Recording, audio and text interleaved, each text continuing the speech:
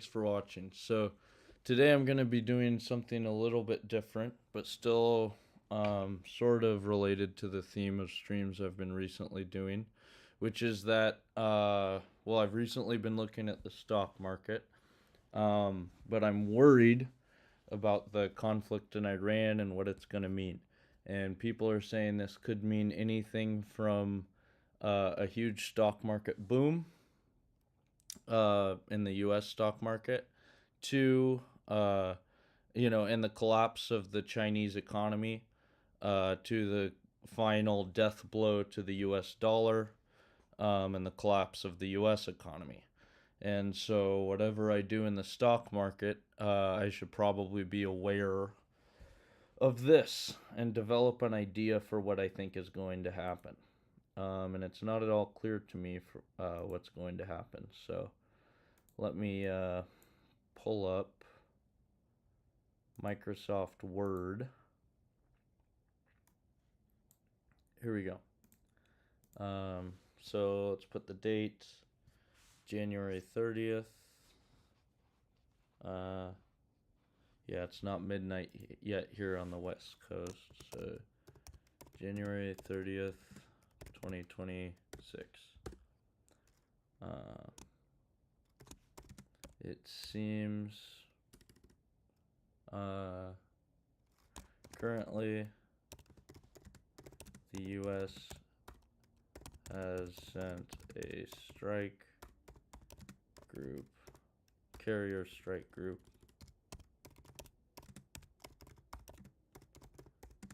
to Iran. People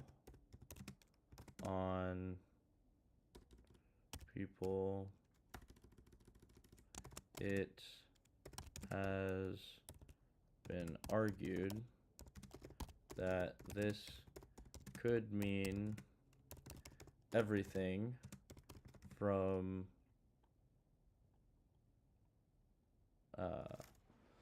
it has been argued that the consequences of this potential conflict could mean everything from the collapse of from the catastrophic collapse of the US dollar and stock market to this could mean the consequences of this potential conflict could range from the collapse of the US economy and a worldwide boom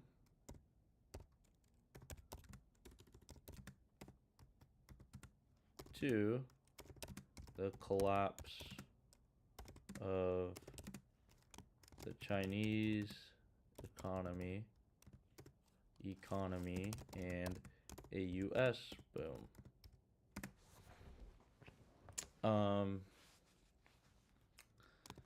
Given the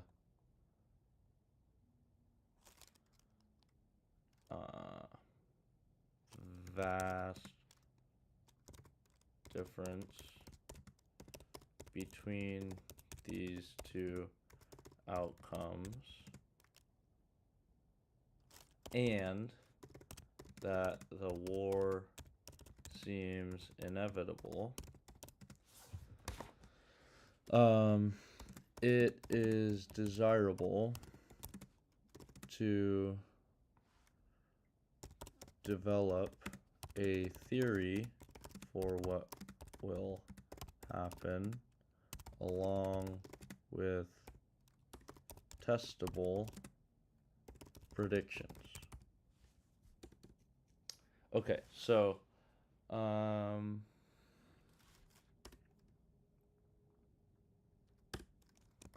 my understanding of the case for Iran. Before that, well, I'll put that there. What is driving this conflict is the next question. So, first point is this follows the 12-day war in Iran. I'll just say facts that I know. So this is kind of preliminary research. Facts that I know about this conflict.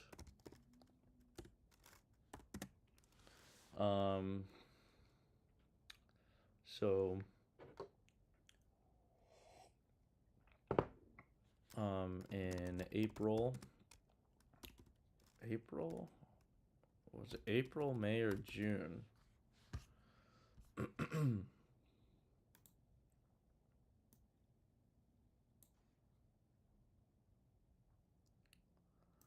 look it up.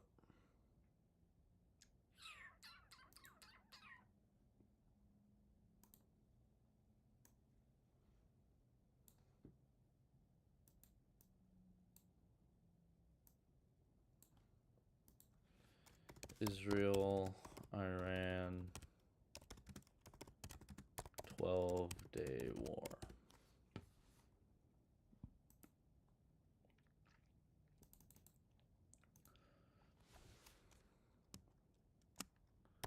"12-day U.S.-Iran war was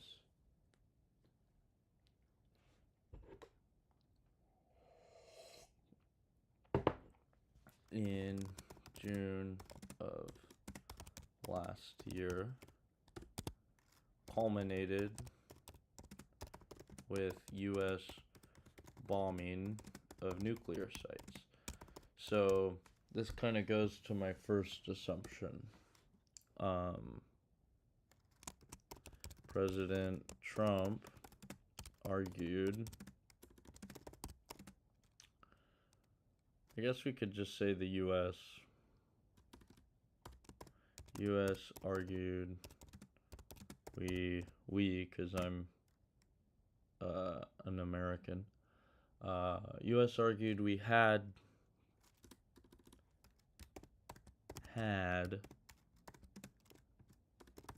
to bomb Iran because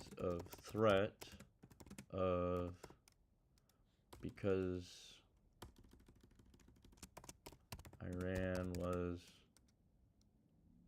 close to developing a nuclear bomb.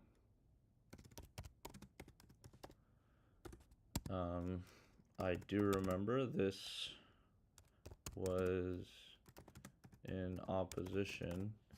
What does Tulsi Gabbard, what's her job?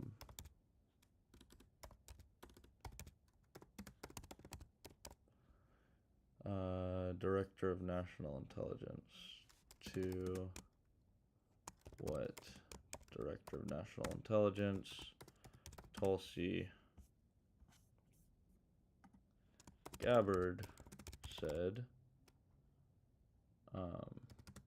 which is that Iran was not capable of developing nuclear weapons in the near future. Okay, so that's the first thing that's kind of odd.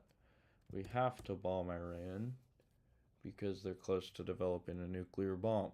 But this goes against what our own Director of National Intelligence says. But okay, maybe she's wrong. However, after bombing, U.S. said nuclear sites were obliterated. I forgot Trump's exact words.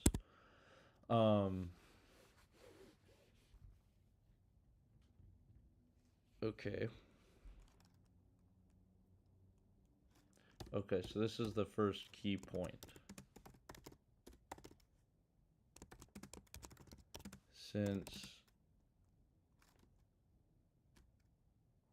Okay, so let's make an assumption. If the US is indeed provoking a war,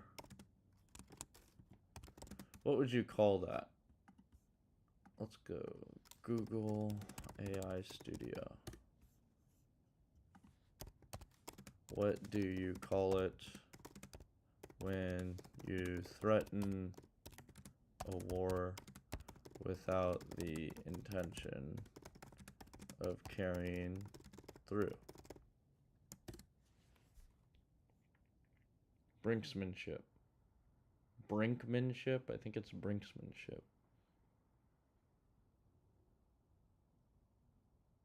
Oh, this is the wrong model.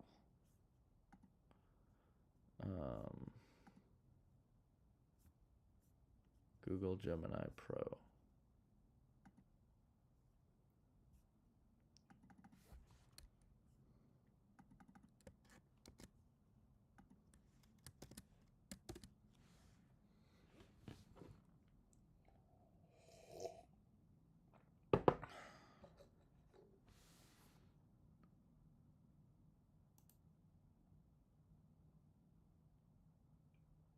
Saber rattling. That's a good term. If the US is indeed provoking a war and not saber rattling,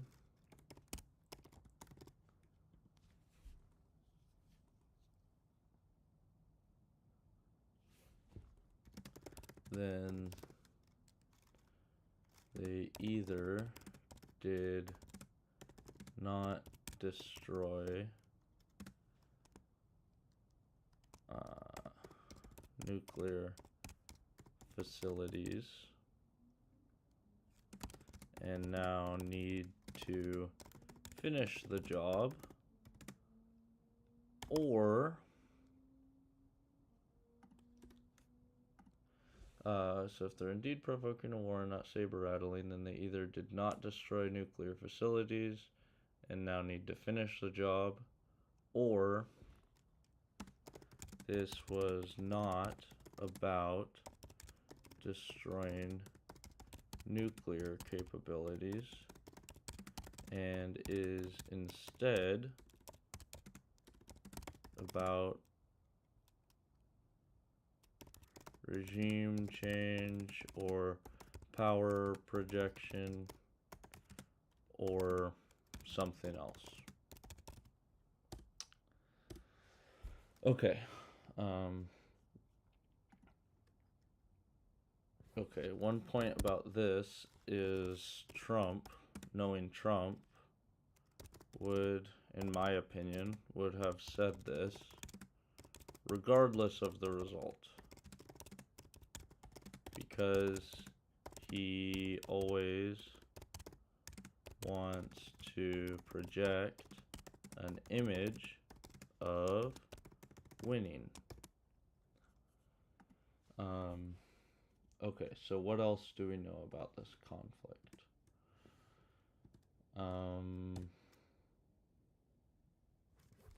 I guess the current state, recent widespread protests in Iran. And the question here is, are these real or propaganda?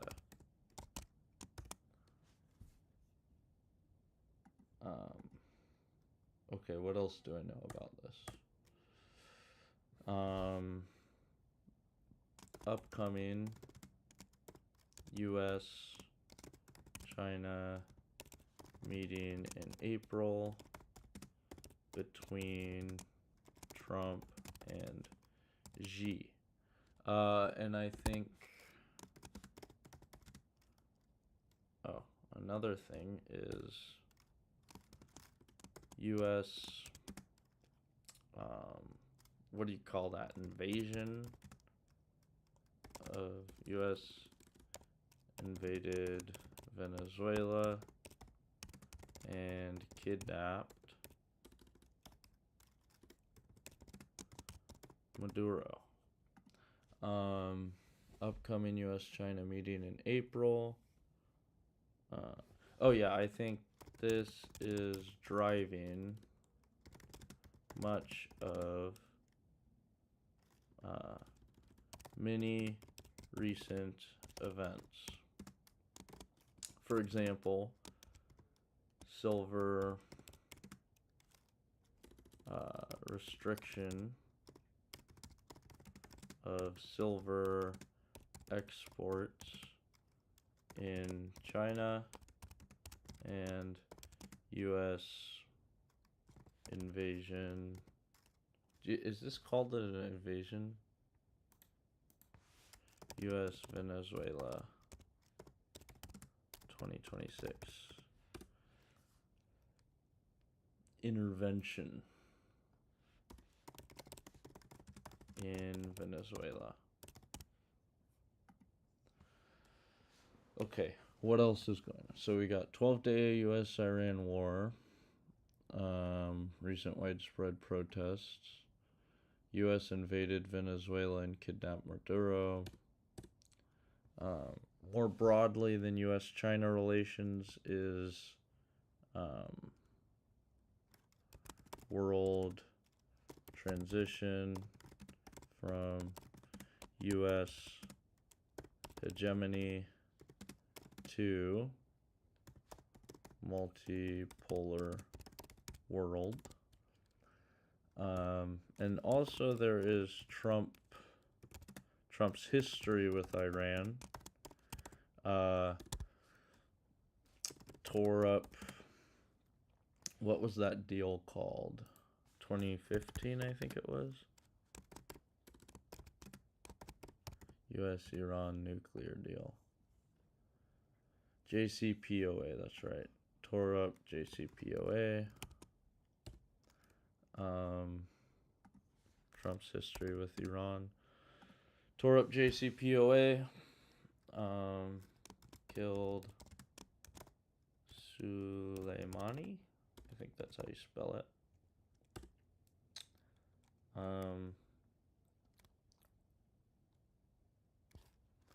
12-day conflict. Another key outcome of the 12-day conflict, I guess I'll put it under there. Another key thing that happened here is U.S. bombed Iran. It's something like they promised talks. So Iran doesn't trust the U.S. Another thing is that Iran showed, I'm pretty sure if I remember correctly, like a complete, we'll just say Iran was dominated in the air. They had no air power. And also, what's it called? What's the Israeli intelligence agency? Why can't I think? Oh, Mossad. Mossad was on the ground in Iran. So that makes Iran look weak. So what are the key points? 12-day Iran war, recent widespread protests, U.S. invaded Venezuela at the beginning of this month, upcoming U.S.-China meeting in April, world transition from U.S. hegemony to multipolar world. Trump has a history with Iran. And also, we have the Israel-U.S.-Iran dynamic.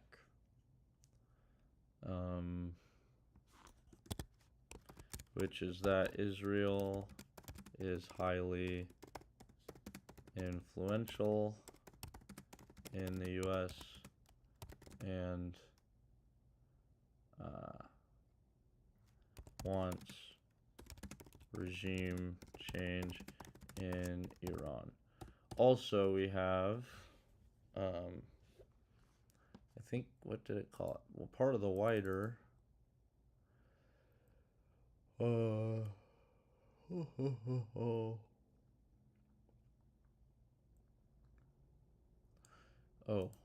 I forgot about that part. Many Iranian nuclear physicists were killed.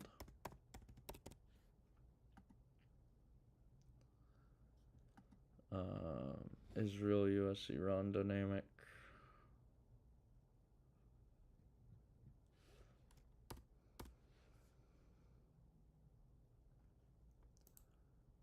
Okay.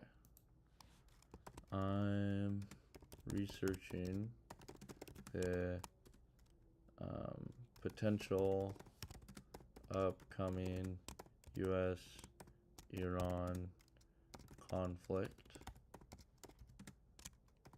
Is this a good list of key factors?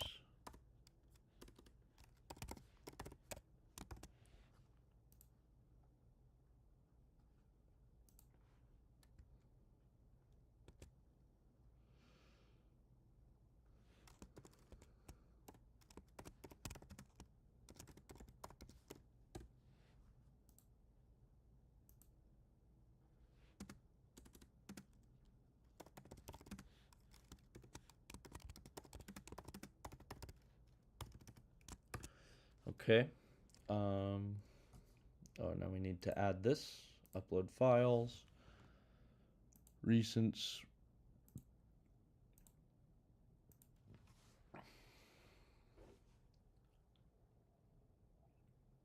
I reached my rate limit. Gall blast it.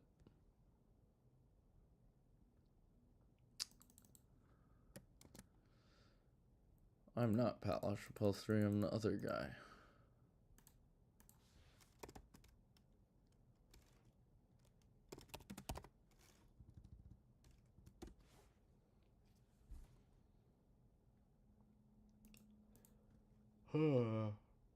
Alright, change me to the other me.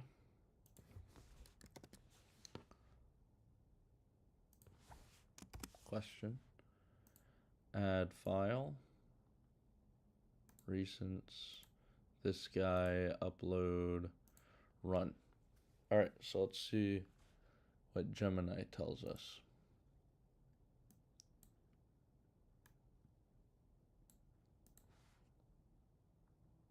An internal error has occurred.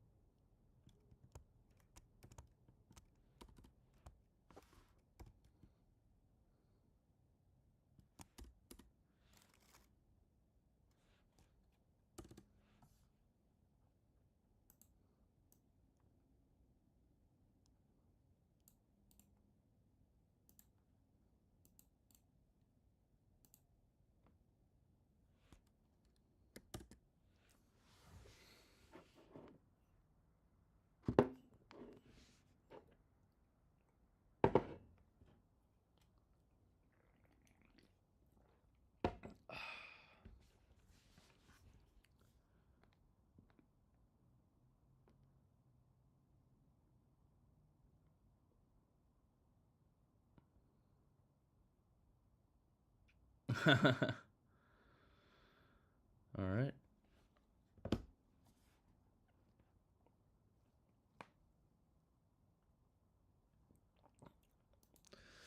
Okay, let's think. Is there anything else? So what do I want to go through? U.S. motivations, Iran's motivations. Yeah. So let's go through U.S. motivations, Iran motivations.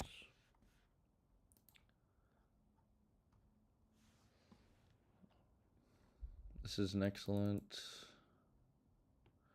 You have correctly identified the major events of the last 12 months that set the stage for a potential second phase.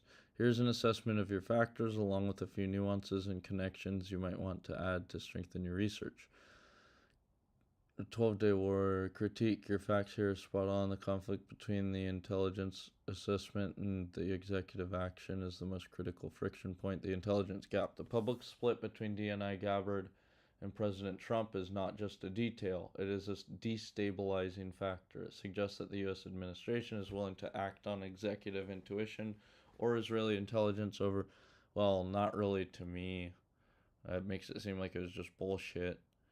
This makes future U.S. actions unpredictable to adversaries. That's true. Sort of. I don't know if that makes our actions unpredictable. You note the sites were obliterated, but the key research question is, did the bombing force Iran's nuclear program underground? That's the question if it was about their nuclear capability. The bigger question is, was it about their nuclear capability? You correctly note mass economic protests and the collapse of the Ayanda Bank. I didn't know about that. Harsher sanctions or collapse. Do I have a window open? It's freezing in here.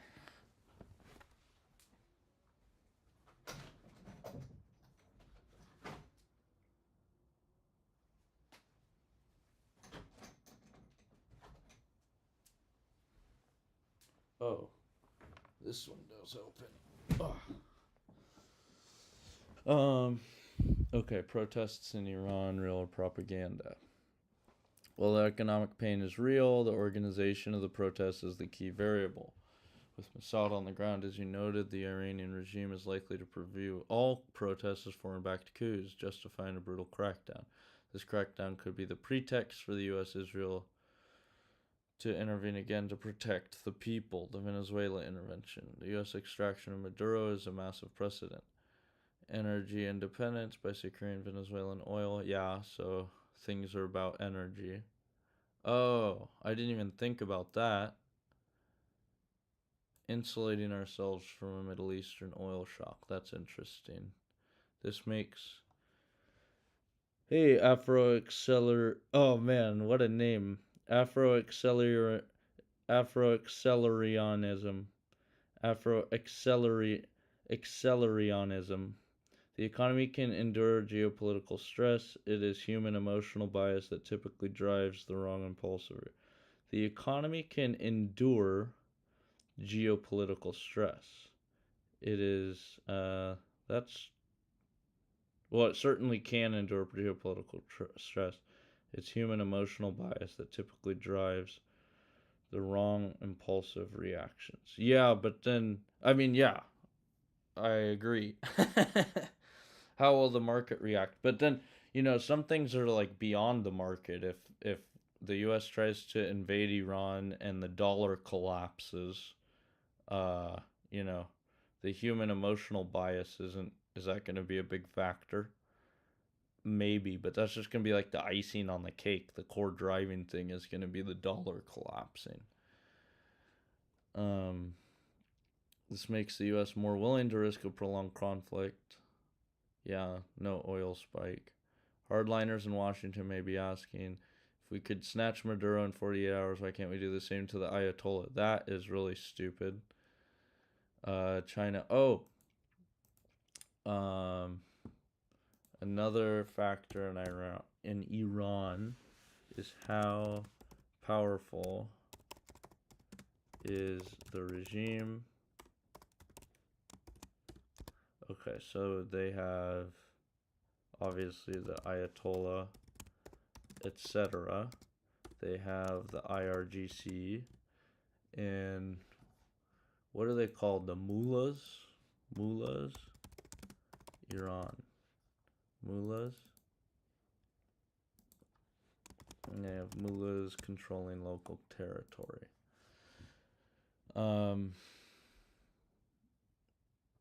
Yeah, that's not really going to be a factor.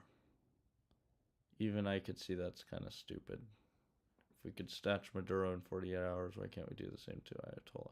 China factors. You're right that the silver export ban is likely a response to U.S. aggression. Asymmetric warfare knows it cannot defeat the U.S. Navy in the Persian Gulf yet, so it is attacking U.S. industrial supply chains. Xi invites Trump. Yeah, that's not why they're doing it, I don't think. They're doing it to gain leverage. No. They're just, yeah. The proxy vacuum. You mentioned Iran was dominated in the air, but what happened to Hezbollah and the Houthis? If the 12-day war focused on... Oh, of course. Israel-Palestine conflict. That's like one of the main things. Post October 7th, 2023. Attack by Hamas.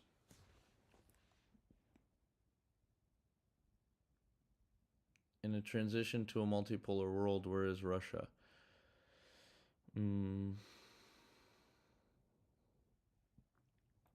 Okay, we'll put Russia as a bullet point.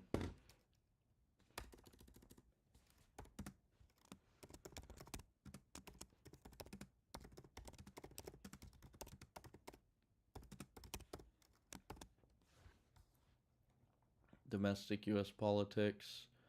With the war in June and invasion in January, is the U.S. public exhausted? Or is the winning narrative Maduro captured, sites destroyed? No, it's not creating a rally around the flag effect, but the quick Venezuela strike will, make it so that people don't oppose it, at least in the beginning. But if it becomes a protracted war, the U.S. public will definitely oppose it. And the U.S. public is going to oppose troops on the ground outside of special forces. Special forces, there's not going to be a big outcry from that. Oh, whoa, this lets me check and uncheck.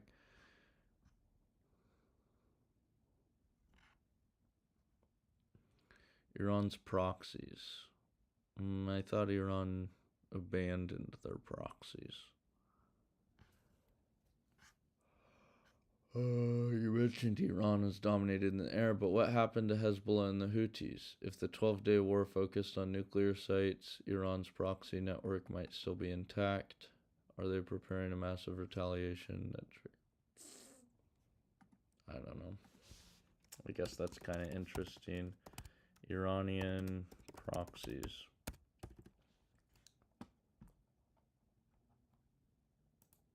Okay, so let's go through each of these.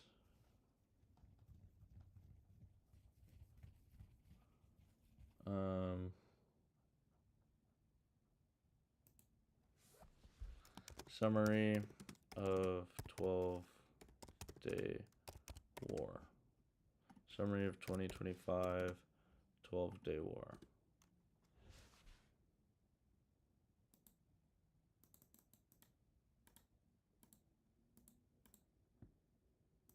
Let's see. Give me a timeline of U.S.-Iran negotiations prior to, during, and during the 12-day war until the end of the conflict. Include the role of Israel.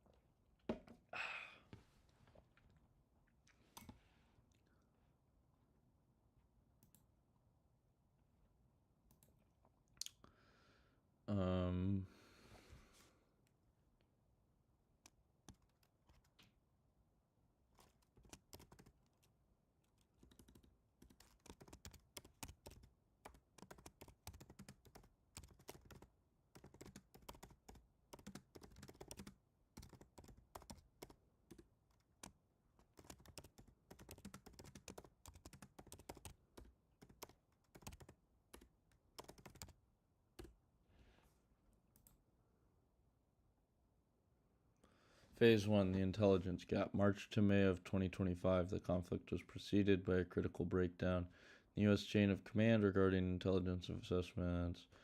Director of Nelson. Alright, so let's say some key dates.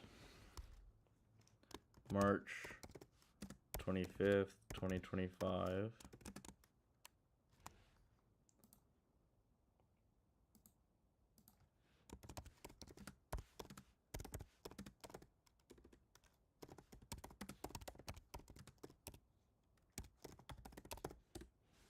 Testimony with an E. DNI Gabbard opening statement. Alright, so let's see your opening statement. Blah, blah, blah. Collective assessments of the 18 U.S. intelligence elements making up U.S. intelligence report validates what the ICSS as most threatens our people. Alright, so where is Iran first mentioned?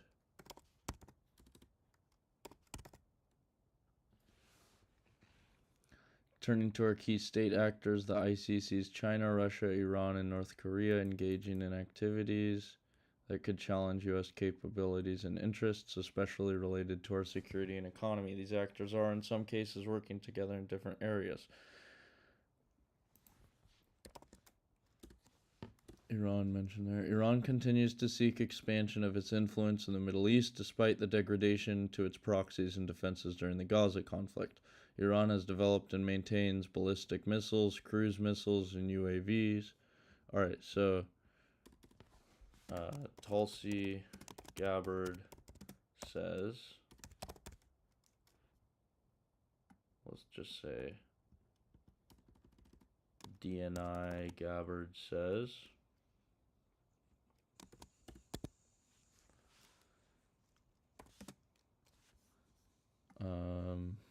Tehran has shown a willingness to use including systems capable of striking U.S. targets and allies in the region. Tehran has shown a willingness to use these weapons, including during the 2020 attack on U.S. forces in Iraq and in attacks against Israel in April and October 2024. Iran's cyber operations and capabilities also present a serious threat to U.S. networks and data. The IC continues to assess that Iran is not building a nuclear weapon, and Supreme Leader Khamenei has not authorized the nuclear weapons program he suspended in 2003. The IC is closely monitoring if Tehran decides to reauthorize its nuclear weapons program. In the past year, we have seen an erosion of a decades-long taboo in Iran on discussing nuclear weapons in public, likely emboldening nuclear weapons advocates within Iran's decision-making apparatus. Iran's enriched uranium stockpile is at its highest levels and is unprecedented for a state without nuclear weapons. Okay, so that's not a really strong statement. They haven't, all she's saying here is that Khamenei has not authorized the nuclear weapons program he suspended in 2003. But then she does say that Iran's enriched uranium stockpile is at its highest levels and is unprecedented for a state without nuclear weapons. Iran will likely continue efforts to counter Israel and press for a U.S. military withdrawal from the region by aiding, arming, and helping to reconstitute its loose consortium of like-minded terrorist and militant actors, which it refers to as its axis of resistance.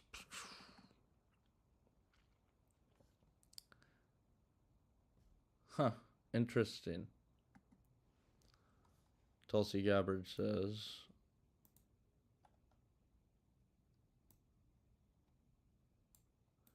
oh, so they're assessing Iran's not building a nuclear weapon.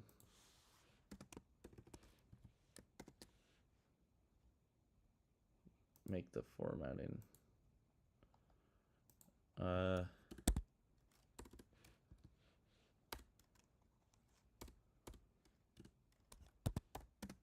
Key points. She says that Iran, what is IC, Intelligence Committee? She says that the IC assesses Iran is not building nuclear weapons.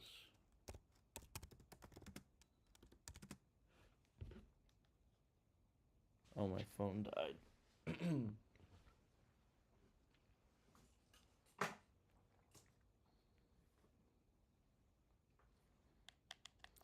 Okay, so she says Iran's not building nuclear weapons, and that Khomeini has not reauthorized the 2003 nuclear program. But then she goes on to say that Iran has nuclear weapons, has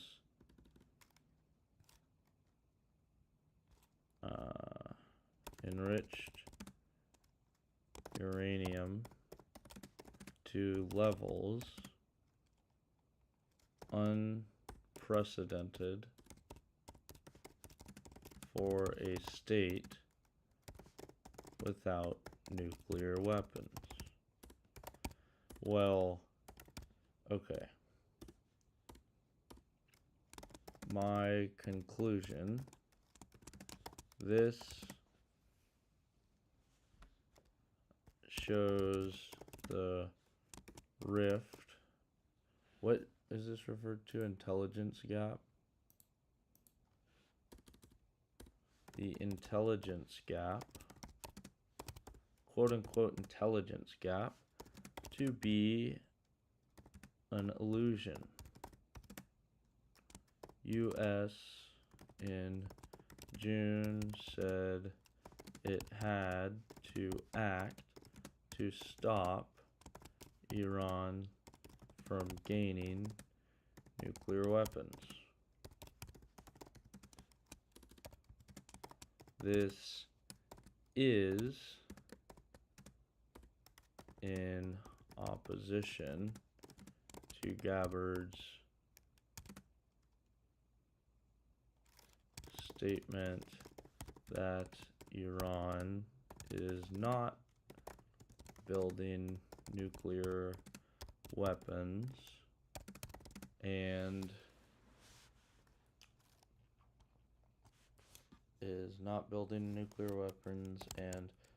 has not reauthorized the suspended nuclear program.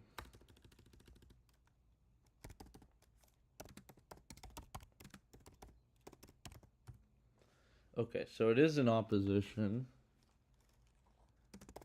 However, it's not.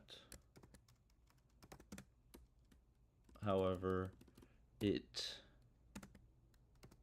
is in accordance with the last sentence in the paragraph.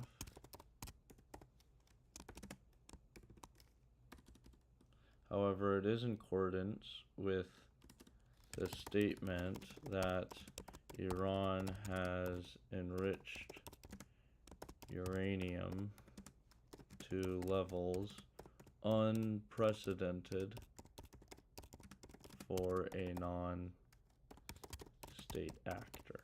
So the whole thesis of this intelligence gap thing is, that invalidates the motivation. So I was thinking that the whole nuclear motivation for the U.S. attacking Iran was BS, and the real motivation was regime change, and that's just proven by the current position things are in right now. However, that argument is now weakened, because if you say, oh, they're not building a nuclear weapon is our assessment, but they have enriched uranium to unprecedented levels for a state without nuclear weapons, what are you supposed to draw from this? What's the obvious conclusion to draw from this? Iran's enriched uranium stockpile is at its highest levels and is unprecedented for a state without nuclear weapons. Okay, so that makes it look like they're obviously making nuclear weapons. Um, but that isn't strong enough.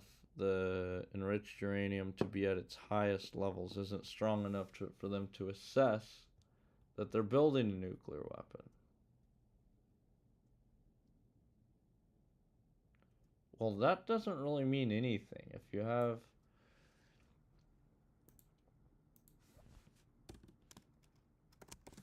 you have enriched uranium, how far are you from building?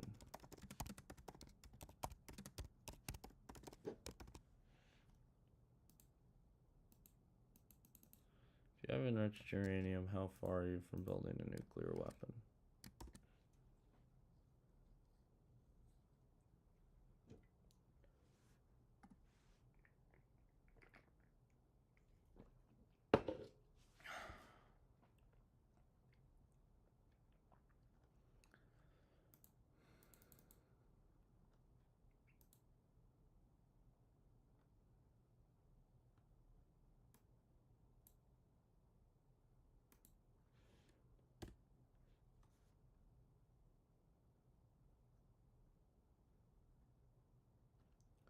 Okay, so let's call this section assessing the intelligence gap pre 10-day war, 12-day war.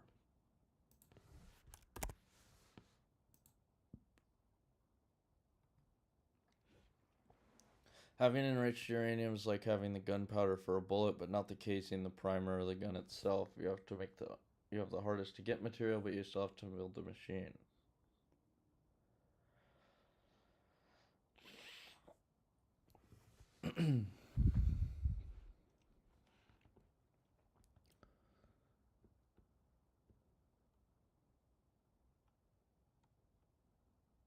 Once a nation has enough 90% enriched uranium, they cannot just put it in a missile. They must complete 3 difficult engineering steps. Metal conversion. The uranium is currently a gas. It must be chemically processed into a solid metal puck. This requires specialized furnaces and handling, as the material is now radioactive and toxic. Okay, so that doesn't seem that hard. The metal must be melted and cast into 2 precise hemispheres that fit perfectly together.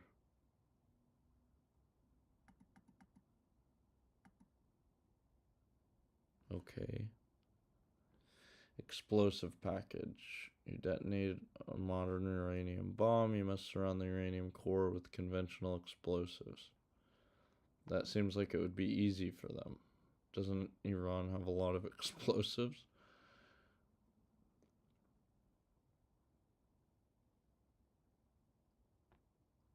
Yeah. Neutron initiator.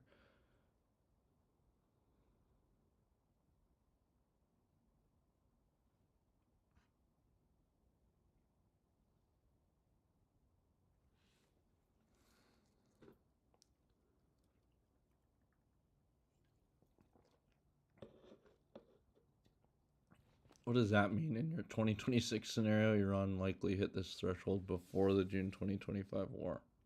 Don't know what to make of that.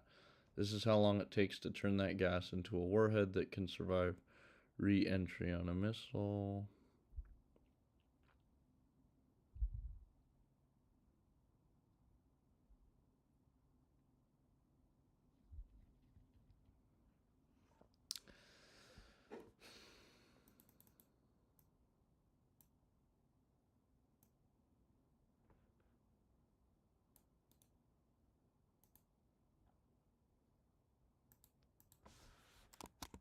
What do you think of this assessment on the intelligence gap?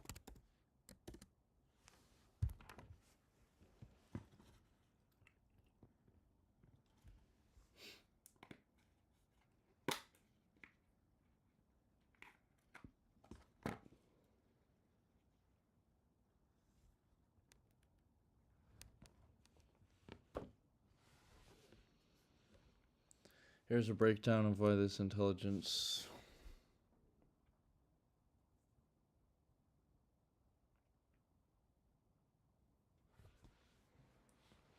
along with a few critical flaws or nuances you should address to make this scenario bulletproof. Why it works. The strengths, historical echoes. It mirrors the dynamic of the Iraq War.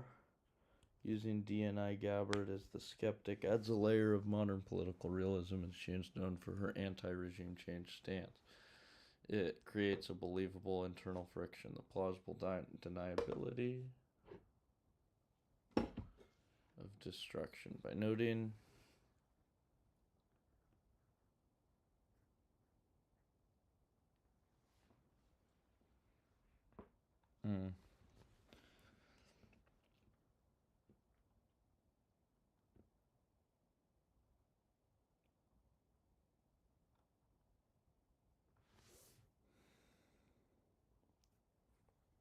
Yeah, why is she still employed? That is kind of a key question. But I don't.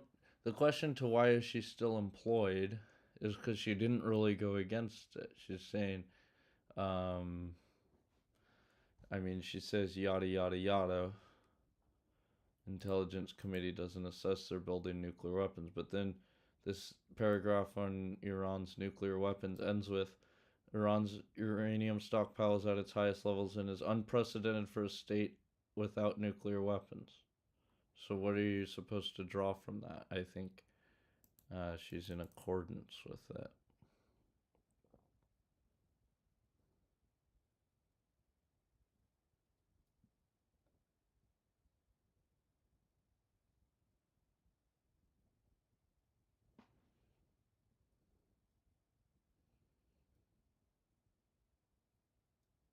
No, obviously, she doesn't have a massive populist following. No one cares. I mean, it would look like the deep state's taking over, but that can't be the reason.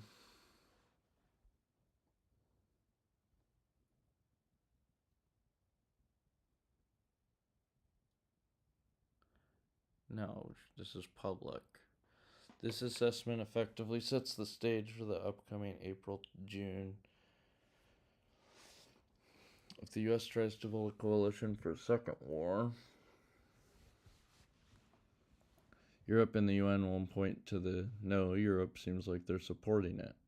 UN would do that.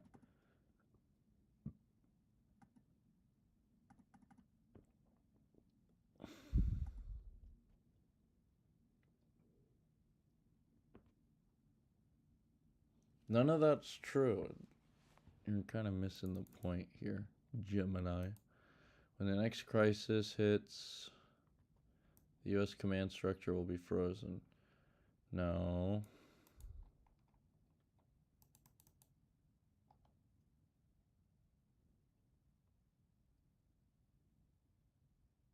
Okay, well, that's a bad assessment. Whatever. So the reason Gabbard hasn't been fired is because she didn't contradict the war.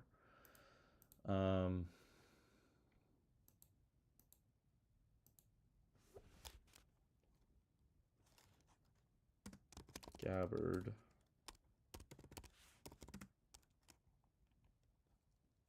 did not strongly contradict the the U.S. justification for the war.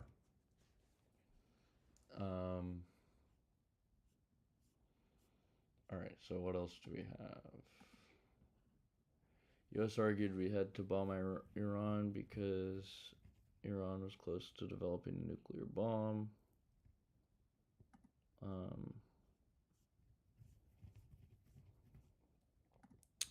So let's call this section U.S. contradictions.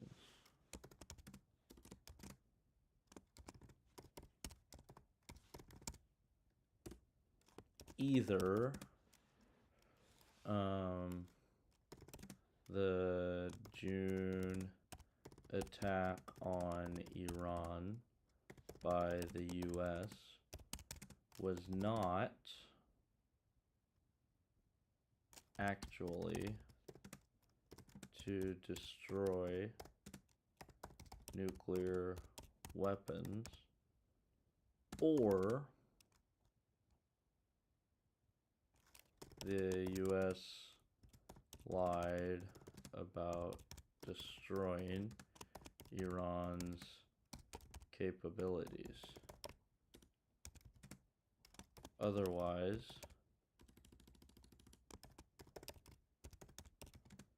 the US would now be completely uninterested in Iran.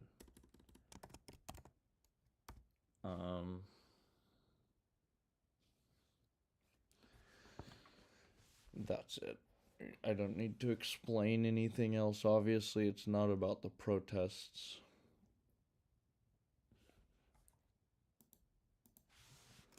Tell me facts about the Iranian protests that started late 2025.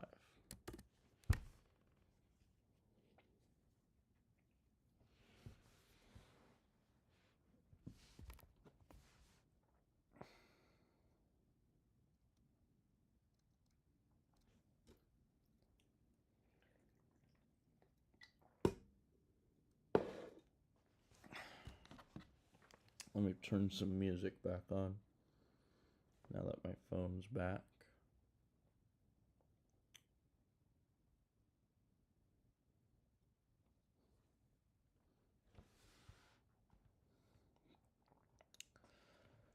The collapse of Ayanda Bank. Date of the crisis. Well, the bank was quietly insolvent for months. The public collapse occurred on December 28th. The Ponzi revelation. It was revealed that the bank had been engaging in massive self-lending to fund the Iran mall project. Because of a mall, it collapsed over a mall. Government's error. Instead of a bailout, the government strapped for cash after the June war, printed money to cover depositors. This triggered hyperinflation almost overnight.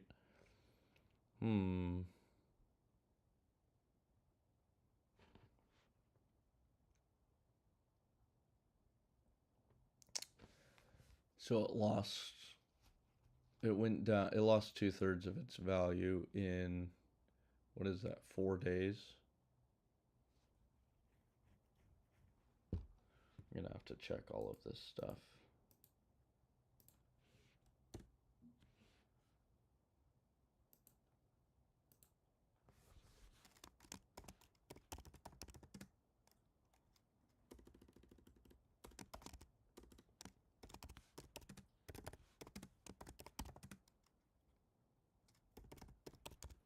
Okay, so protests in late 2025. So, Iran, Real.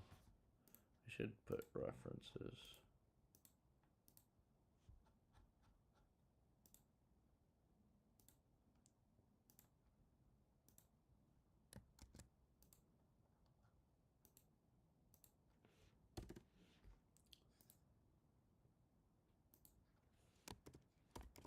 References. 2025. What was this? March 25th. 2025. DNI. Gabbard's statement to Congress.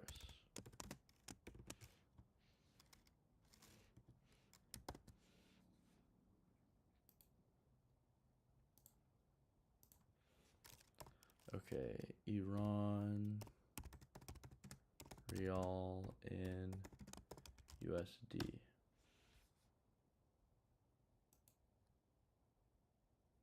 Whoa. So 4 zeros, 2 4 1. Whoa.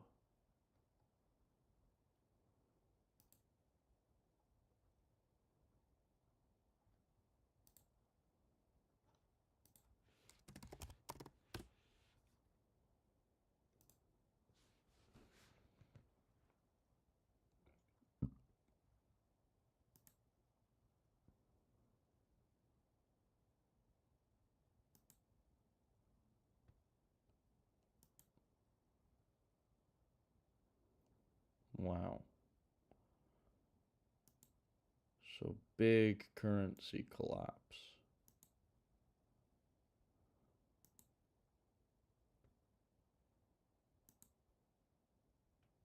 Oh my gosh.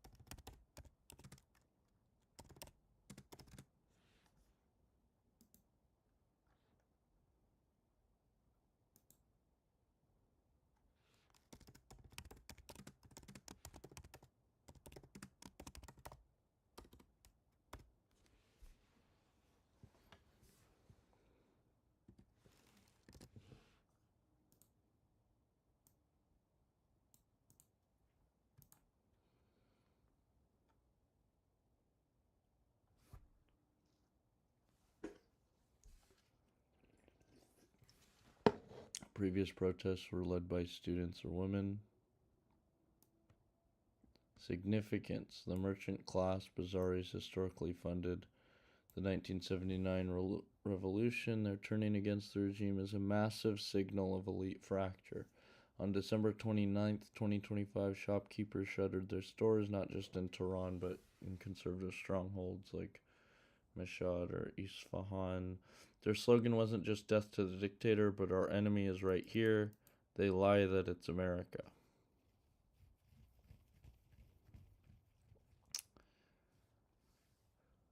Reports indicate that the regular Iranian army units refused orders to fire on bazaar merchants.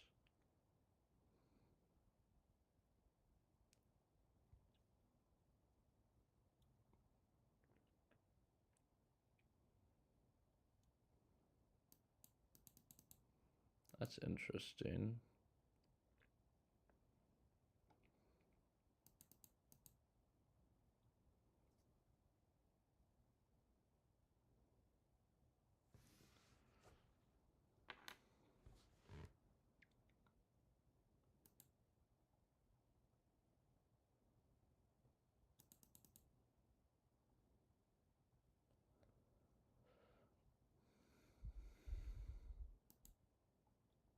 Well, I mean, that's convenient.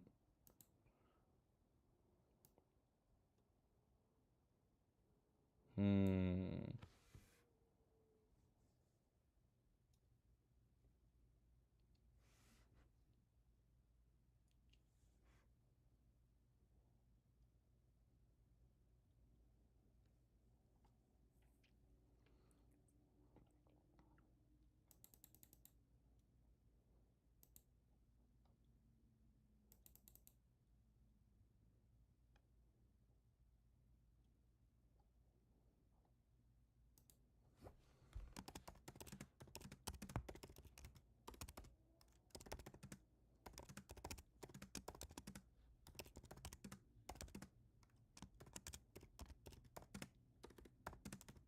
Okay, so let's look at U.S. media versus Israeli media versus Iranian media on what was the bank called?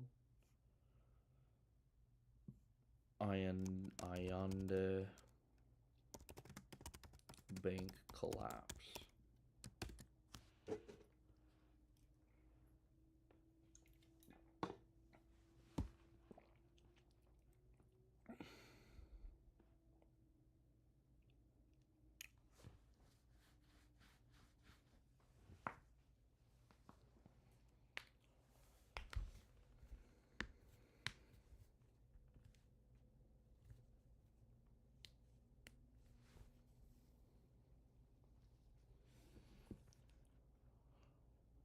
Became a proxy battleground for competing narratives. Iranian media. Domestic narrative is deeply divided between state media and independent opposition media. Oh, good. Let's just say, give me sources for state media versus opposition slash populist media in Iran, US, and Israel.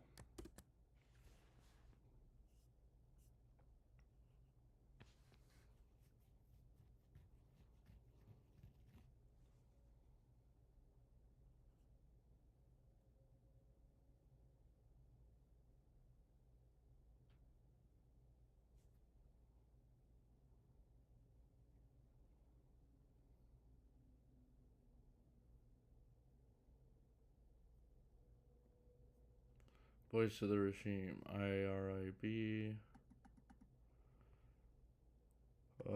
Fars News Agency, and Tasnim News.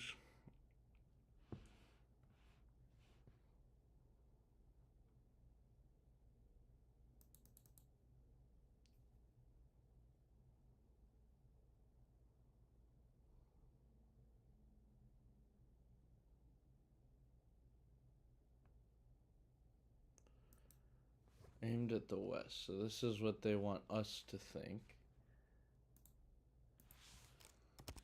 Let's look up Kahan.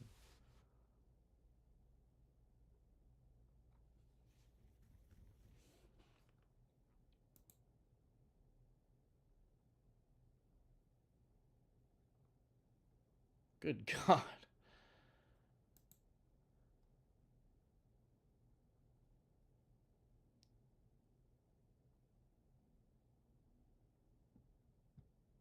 How am I supposed to read this? Iran to designate EU armed forces terrorist after IRGC battle.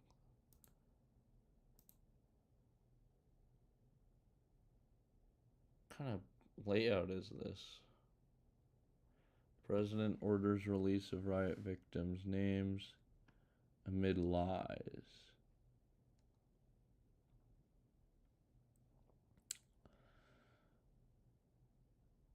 Alright, let's see what they say. Iranian President Masoud has instructed officials to publish the names of all those who lost their lives during recent force back. The deputy for...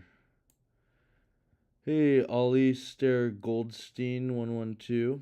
Yeah. But I don't know if I'm the best source, but yeah. Ask away.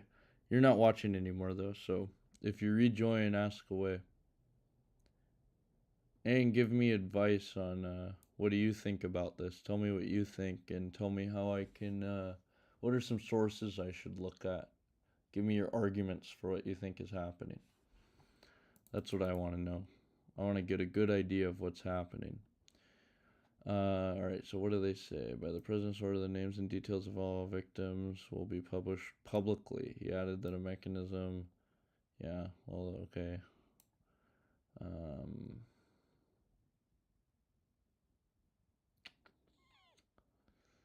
Domestic news, world news.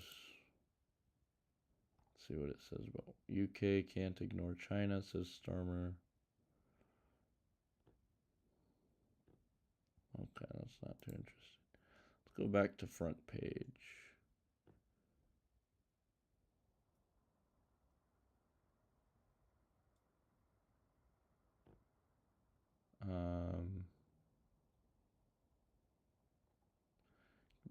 Are there, yeah, what if we go to most discussed? Great, that doesn't work. Archive.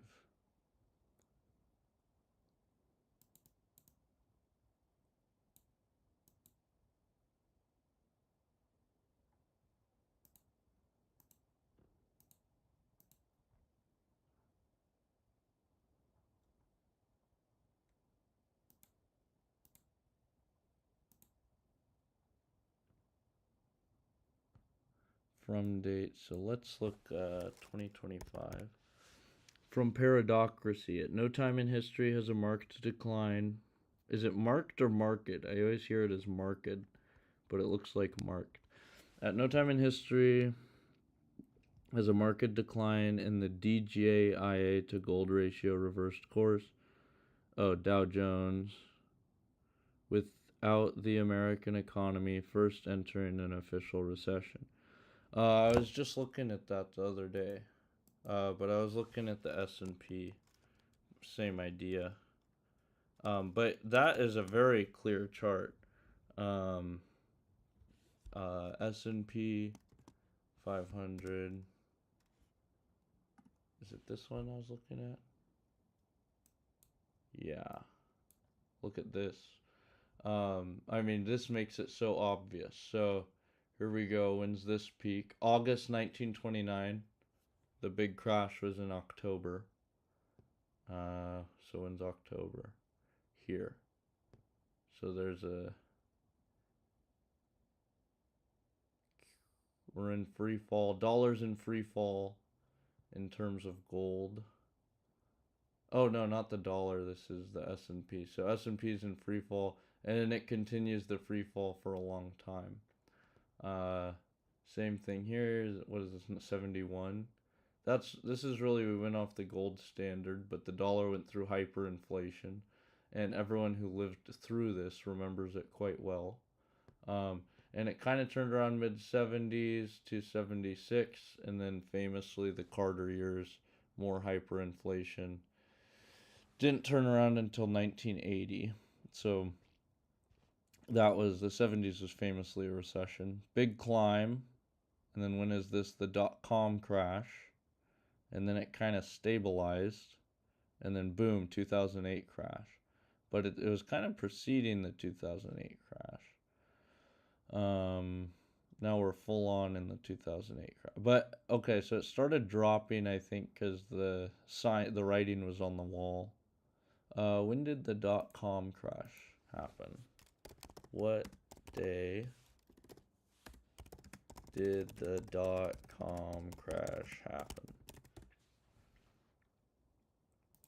March 10th, 2000. June. Yeah, so that's interesting because these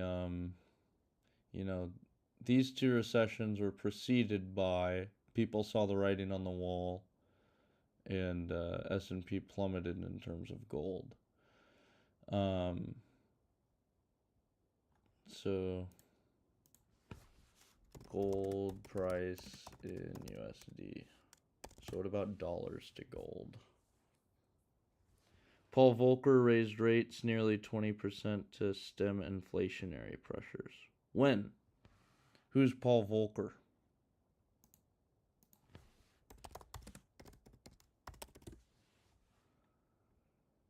Um, 12th chairman of the Federal Reserve from 79 to 87. Yeah. Well, you want to raise rates, but then, I don't know, this is hard because, the 70s wasn't really a dollar collapse. It wasn't the collapse of the empire. The Suez Crisis, or post World War II, Britain raised rates, and then that bit them in the ass. They raised rates too high. And so, I don't know, that's kind of a delicate thing to balance.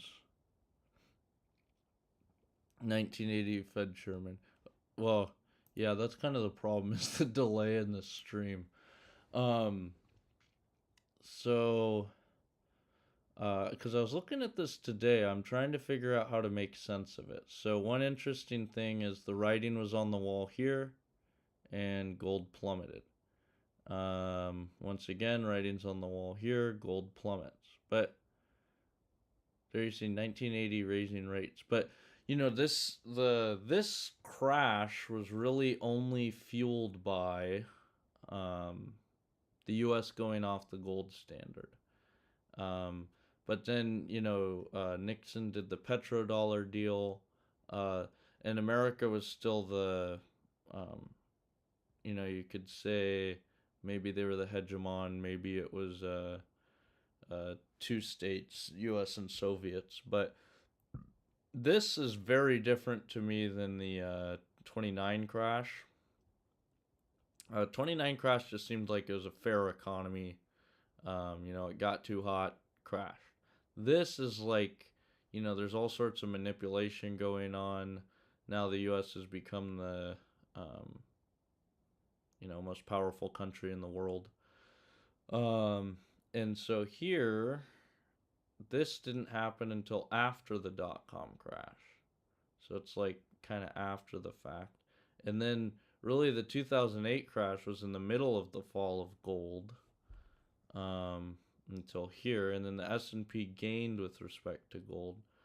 But, okay, so now we're in the low interest rate era. So, okay, so this is interesting. 1980 to here, it rose. Well, okay, so let's say 1980 to 1990. Fed interest rates over time.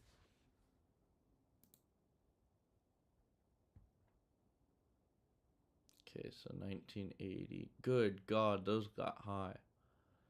So interest rates started rising in the late 70s.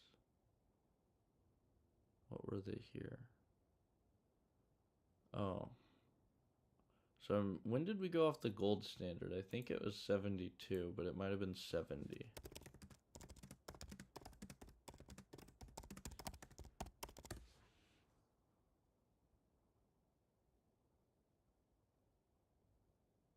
'71.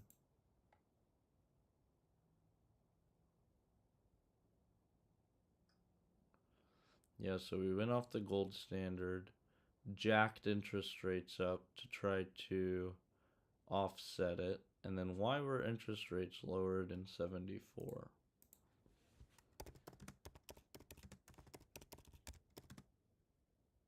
No, well, maybe I misspoke, but I meant the S&P is falling here. Yeah, so 71 we went off the gold standard. Oh yeah, so why were interest rates lowered in 1974? Let's see what the New York Times said about it at the time. Federal Reserve Board announced D6. That must be December. They must have just scanned that. The reduction was from 8%. Okay, well, I don't know. Federal Reserve site. Oh. The Burns disinflation of 1974. Economists often describe the Great Inflation of the 1970s as a failure of the monetary policy actions. Paul Volcker, that's your guy, Alistair. Paul Volcker became chairman in '79. He implemented changes that ushered in a period of disinflation. First, it argues that the Volcker disinflation had its roots in '74, and second, Volcker's actions were the culmination of a gradual shift.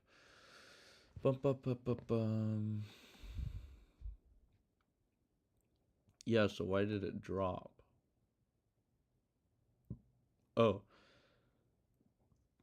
so growth dropped and they cut interest rates. And then there's this big raise in interest rates. Good gosh, 20% interest rates. That seems like crazy today. And then steadily lowering the interest rates since then. And then famously, it always says that the dot-com bubble, they always talk about a big thing was interest rates were lowered and it ran too hot. But, I mean, maybe you could say, yeah, the interest rates started getting lowered in, like, I don't know, could say the late 80s. And what is the drop that made the market run too hot? They say that it's went from 5.5 to 4.7.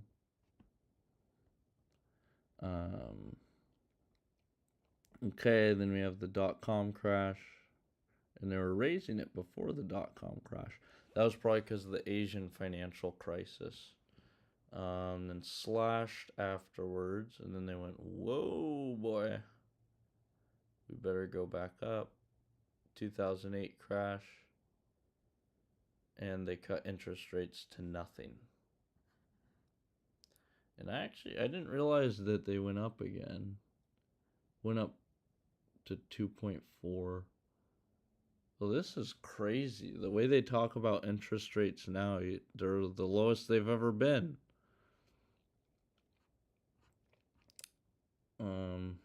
Even this is like nothing.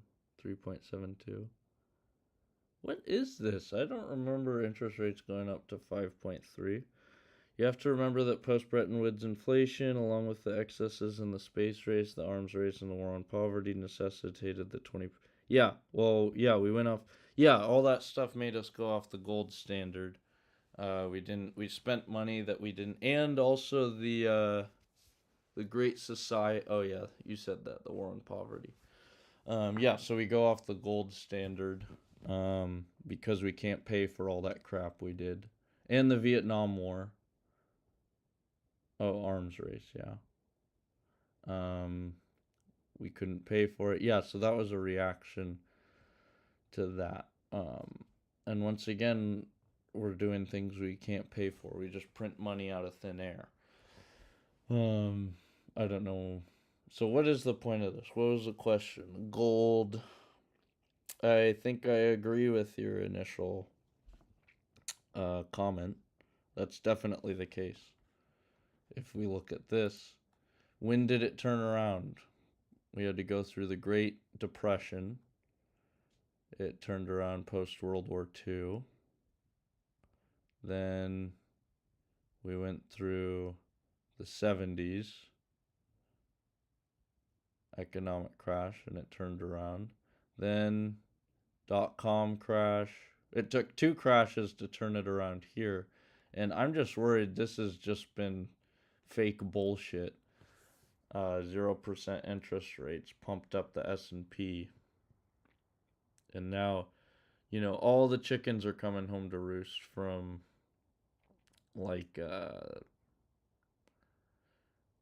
since we cut rates. So when were rates cut? So the high was in mid-81. Yeah, so we didn't cut rates till we really started to recover here. And then we never made rates high again. That's what's crazy, is that the response to the 70s inflation was to raise rates to 20%. And the response to the 2008 recession was to cut rates to 0 for 7 years. I think I agree. Did you see gold today? Well, I don't know if gold dropped. Silver dropped. I bought silver on the 30th, December 30th. And then I sold it when it was at like $85. Gold price.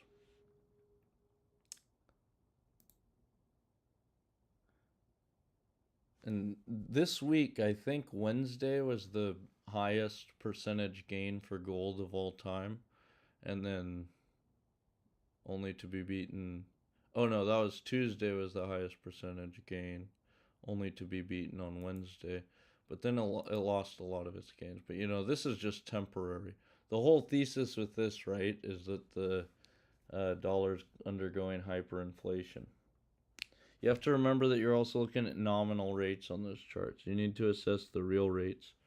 Oh, good advice. Keep giving me advice. I don't really know anything about the economy. Or really anything. The only thing I really know about is physics. but I'm confident I can learn. Nominal interest rates are the stated rates on loans or savings, ignoring inflation. Oh. U.S. nominal interest rate chart. The Fed often raises rates, as it has over the last decade, in order to give itself a cushion to prepare for lowering rates again. They talk confidence into the markets so they can pull this off. Yeah, if you just look at that chart, the interest rate chart, it's just, oh, I guess I left that page. But it's just bullshit. Um, they never actually raise them to anything significant, it seems. U.S. nominal. Oh, nominal versus, what was it? Nominal versus real interest rates. U.S. real interest rate chart. 10-year real interest rate. Oh, man. Whoa. That's crazy.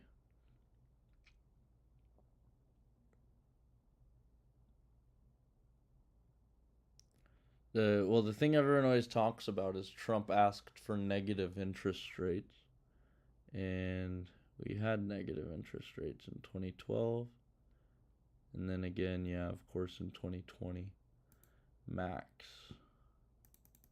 It only goes back 10 years.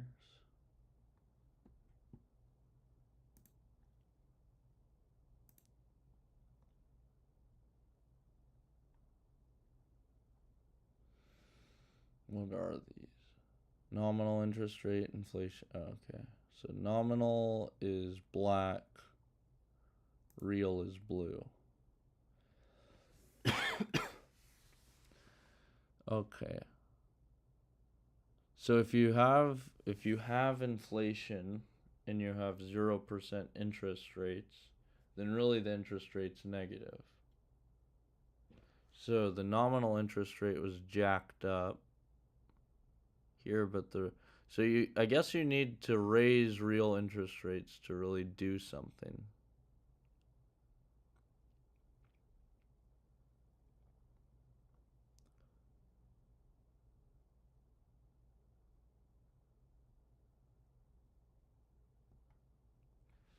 Oh, that's 0. So the real interest rates dropped below 1980. When did it drop below again? 2000s? Whoa. So 2002 to 2005, the real interest rate was negative. Okay, then 2008, 2007 housing market crash, real interest rates. I guess there was big inflation in 2008. Oh yeah, there we have the inflation line. The Fed often raises rate. Most Fed chairmen don't have the courage to take the appropriate action, and in most cases, the Fed chairman is politically compromised. That's definitely the case. You were looking at the 10-year rate, and by the way, official. Oh yeah, official inflation rates are massively understated. Inflation, that drives me nuts because the inflation rate, that should be the simplest thing to calculate. What's the supply of dollars versus the supply of dollars last year? And you divide them, and that's the inflation rate. But instead, it's just economic wizardry. So inflation went crazy. So what do you want real interest rates to be? It should be something a little bit above 0. If you raise it too high, you definitely don't want real interest rates to ever go below 0. But look here. So you're obviously a fan of what's that guy? Volcker. What do you think of whatever his name is? What the hell is that guy's name? Powell. What do you think of Powell? Because Powell, everyone was like, he's the man. I remember the 2022 crash, and everyone said Powell was the man because he raised interest rates, and everybody was calling on him to lower interest rates, but he didn't even raise interest rates that much. But it did get us to be positive here on the real interest rate. But it sounds like you're thinking Powell should have done more.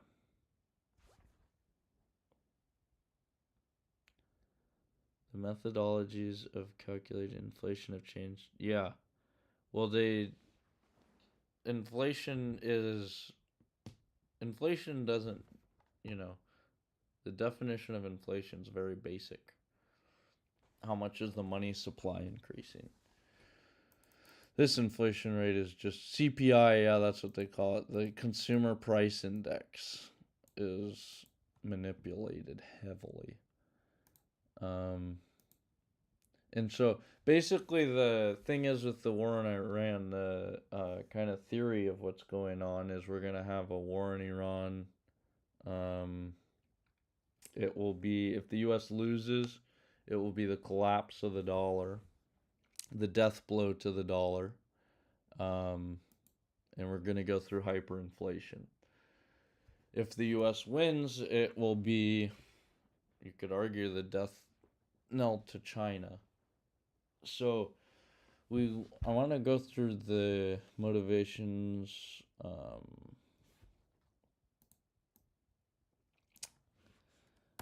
This is interesting.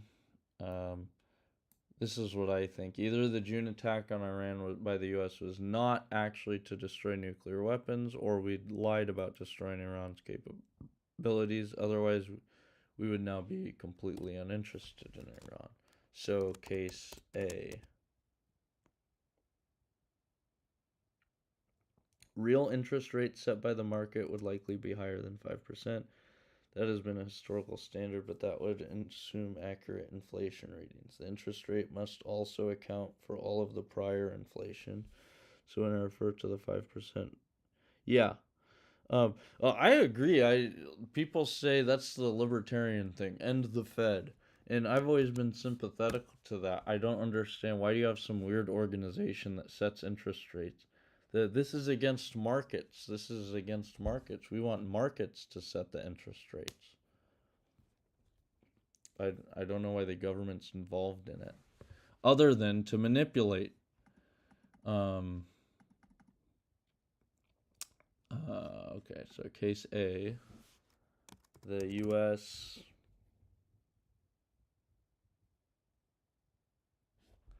lied about destroying Iran's nuclear capabilities.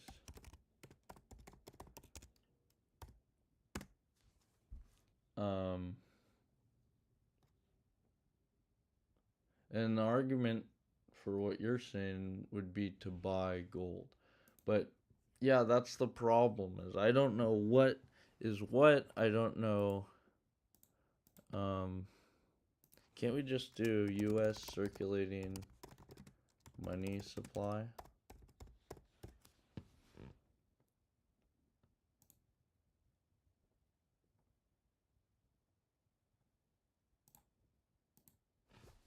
Inflation from money supply chart.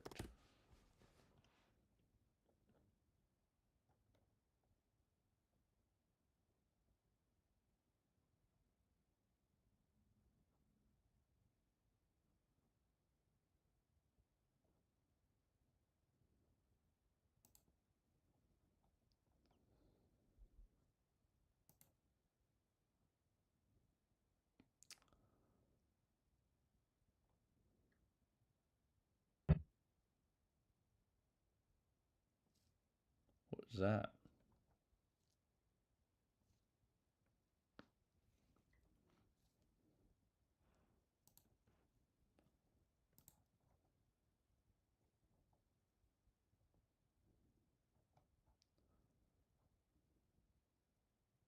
This is when I got worried, when there was some stat I heard that the vast majority of money in circulation had been printed since 2020, and I went, whoa.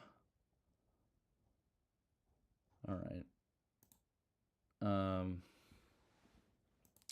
Case A: U.S. lied about destroying Iran's nuclear capabilities. Um, this makes sense because Trump was trying to thread. Holding gold is essential for insurance against guaranteed downside. Yeah. Um, I think I agree. I'm just worried about um I mean everyone is saying that now. How do we know that? Well, I guess you know. So how do you know that gold isn't overvalued? You could say, well, look at where we are on the chart and look at what the US has done. Really, you could say since the 80s, since the late 80s. Um, So we need really high interest rates. We need to either get rid of the Fed. Oh, tell me, what do you think? Should we get rid of the Fed, or should do we need a good Fed governor? What is it called? Chairman. Do we need a good Fed chairman to yank interest rates back up to 20%? What is paradocracy?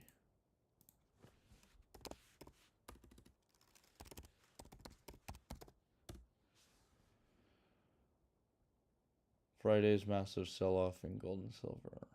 Well, they talk about it. What is this?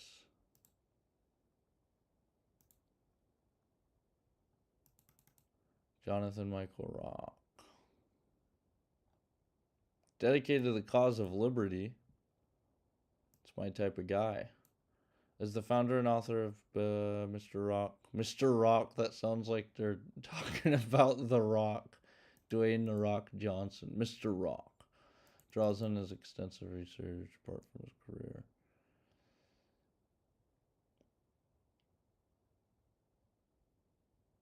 Civil War reenactor.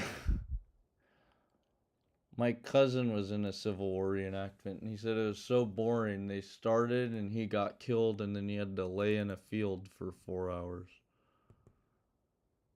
I think it was at Gettysburg. I think it was the 150th anniversary of Gettysburg that was for.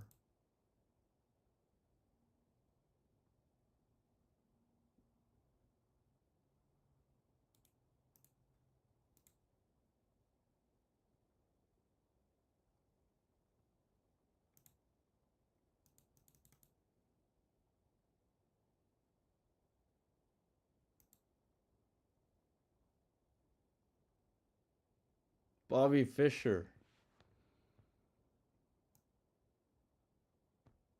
our hero.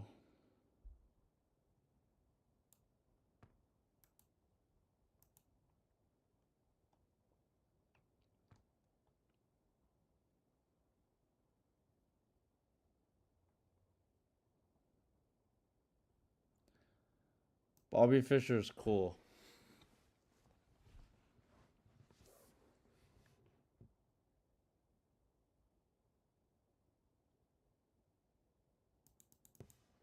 Arrest and torture in Pasadena? What? End the Fed. Good. You're on board with it. Yeah, that's basically what I think. I can't wrap my head around why this would be good. You know what's funny is my ex-girlfriend, her brother majored in economics at St. Andrews, the the jewel of Britain's. I think that's like considered the best university in the UK. Um, oh, you've read them? Well, this I've never heard of this before. Imprisonment and torture in Pasadena. I don't know much about Bobby Fischer, but I know that kind of I think he's cool. Obviously the famous games against the Soviets, but then like he left chess. There's some point where he said somebody cheated or something wasn't fair, he said, and so he just left. And I just think that's the coolest thing. And then also they say he's anti-Semitic. And They say Charles Lindbergh is anti-Semitic, and you look up. They say Charles Lindbergh was a Nazi, but then you look up Charles Lindbergh. He wasn't a Nazi. Um, and so I've always had the same kind of hunch about Bobby Fischer. Is I don't know what the guy just didn't like to play by the rules. I don't know. Let's see. Imprisonment.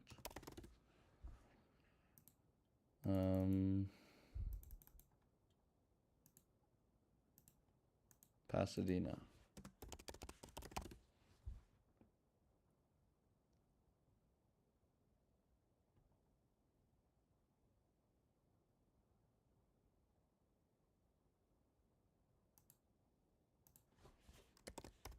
Pasadena.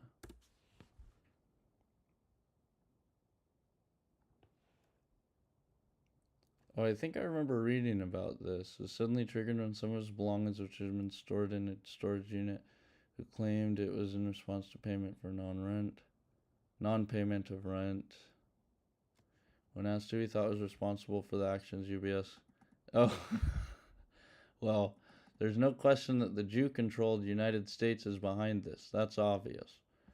Fisher at a press conference upon his return to Reykjavik lashed out, calling his father a Jewish snake for doubting Fisher's sanity. I don't know. His library contained anti-Semitic and racist literature such as Mein Kampf, the Protocols of the Elders of Zion, the White Man's Bible, and Nature's Eternal Religion. Again, just books. Wow, it doesn't say anything about Pasadena other than that.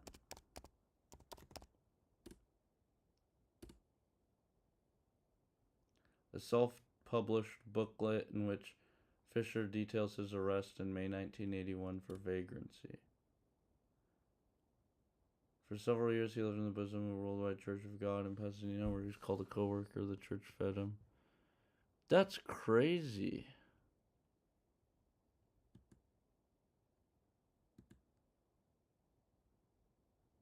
He moved to the Los Angeles area. On May 26, 1981, walking in Pasadena, Fisher was arrested by a police patrolman because he resembled a man who had just committed a robbery.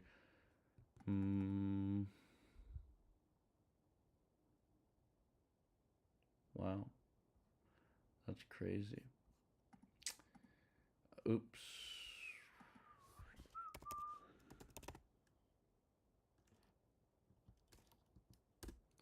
That Fisher book by Rock actually includes Fisher's personal account of his torture.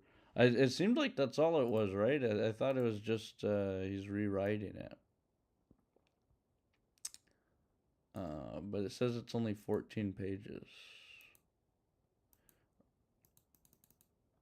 Oh, it's from last year. Interesting. Good stuff.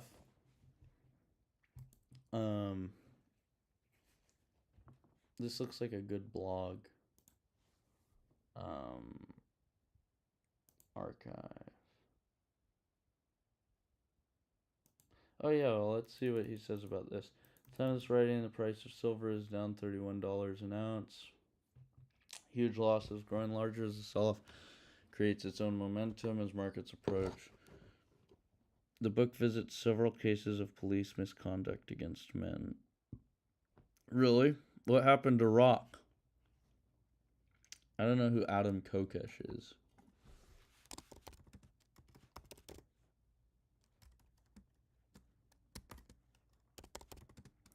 All I know is my personal rule is I want to stay the hell away from authority, police, or anyone. American libertarian activist.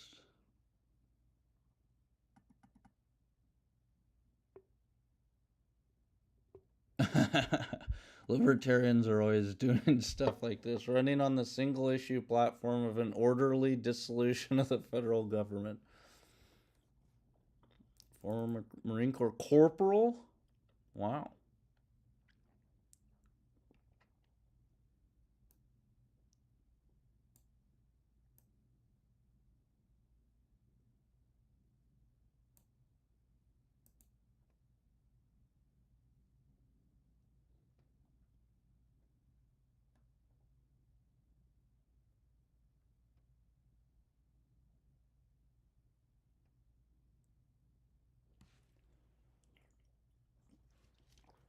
violated uniform regulations, responded with a refusal to comply and an expletive. He contends that the warning was intended to silence and punish members of the military for exercising their constitutional rights. Yeah, that kind of is. Well, the Marine Corps said it was a matter of ordinary discipline and Kokesh was not singled out.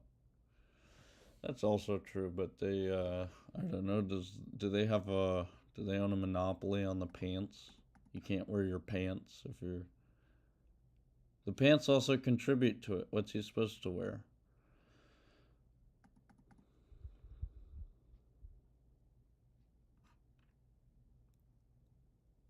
I don't know, the whole thing's crazy. But all I could think about recently with the big gold spike is Ron Paul was right.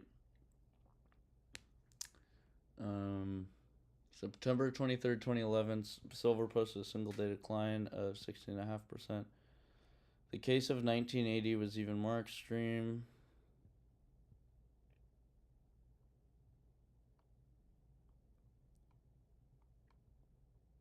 Those prices for silver and gold are currently around 30%.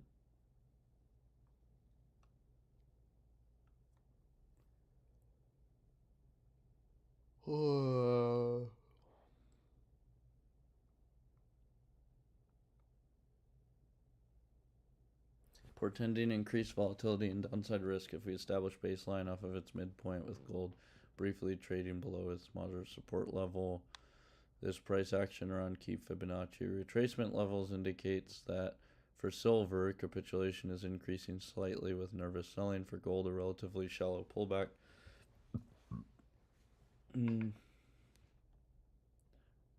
So what if we look at historic S&P 500 in silver?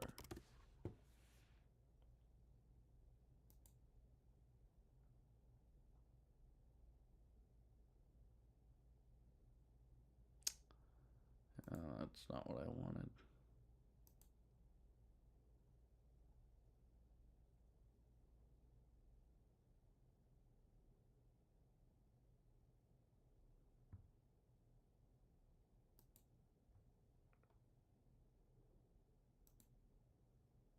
Here's the chart you were talking about earlier. Oh no, this is down to silver. Oh my gosh. I mean, this is crazy. This thing we're in right now is a crazy fall off. You gotta think the Dow's gotta fall or silver's gotta fall. If the Dow... Oh no, Dow's gotta go up or silver's gotta fall. That's so extreme. In the short term, that is. I mean... It's lost 30% value since... When was that? Oh, damn. Get the fuck out of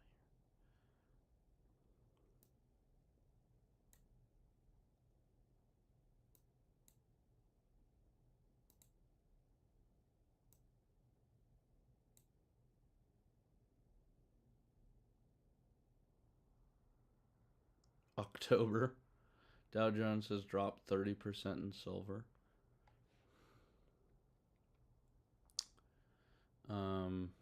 Okay, so back to Iran. This makes sense because Trump was lying to thread the needle between whatever his motivations are in attacking Iran and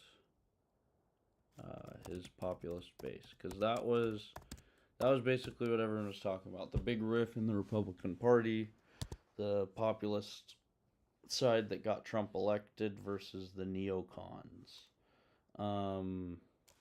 If he had attacked Iran and then said the job isn't finished, this would...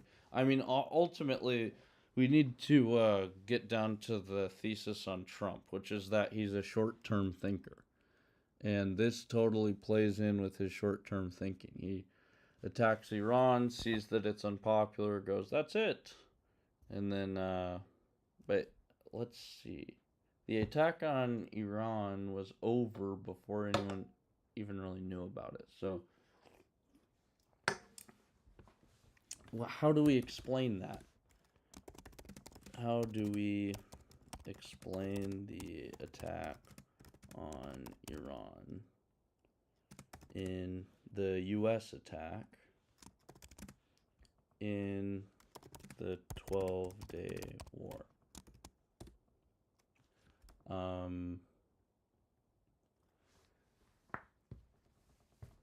The question is, what's the motivation? Oh,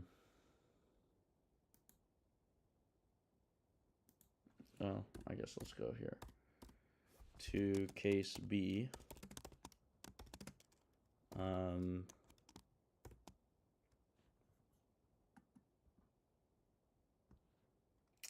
If he had attacked Iran and said the job isn't finished, this would, there would be two options. First option is finish the job, which would have lost the support of his populist base.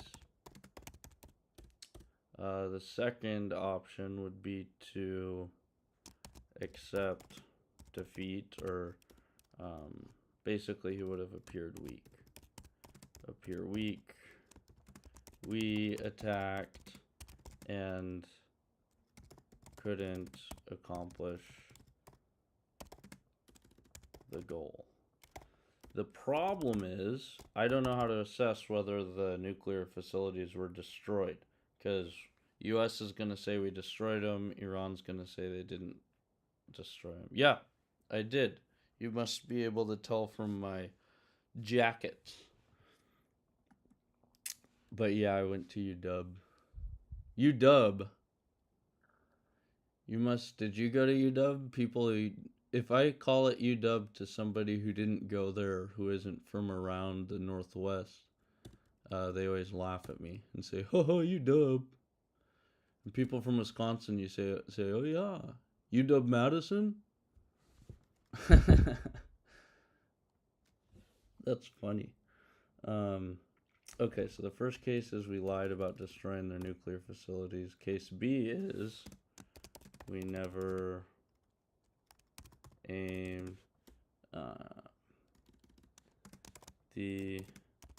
no, I definitely was not a student athlete.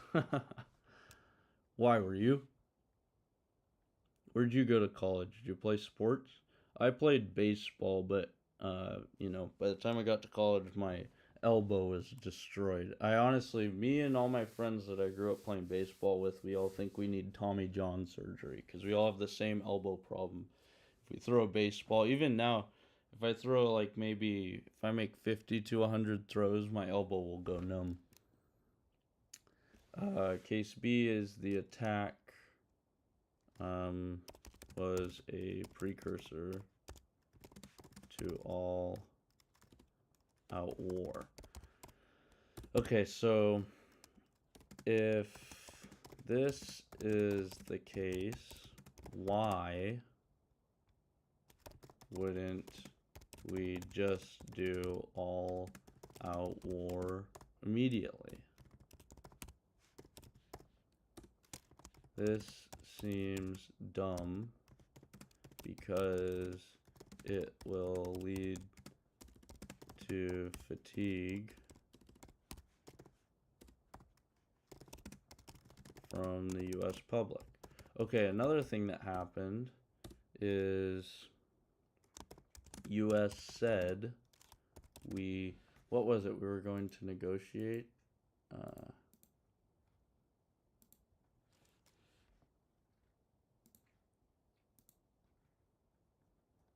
Okay, let's say, put down here, above references, we'll say, heading 1, media sources.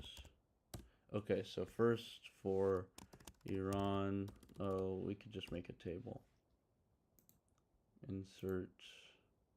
So we have Iran, state, Iran, Israel, US, and then we want to say establishment source is populist / opposition sources.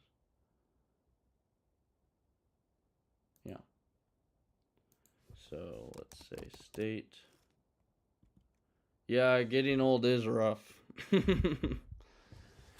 You're telling me. But I'm not even that old. I'm 28. So I still get to enjoy. They say you hit your athletic peak at like 27. Same time you hit your intelligence peak. So, boy, I'm right in the middle of it. Also, have you ever seen that chart where it's athleticism over time?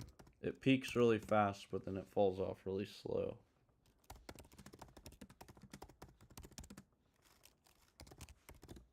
I love charts. Let's get the athleticism chart. Oh, images. I haven't seen these.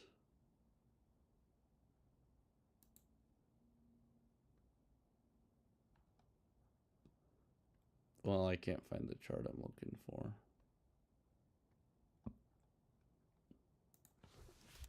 With age.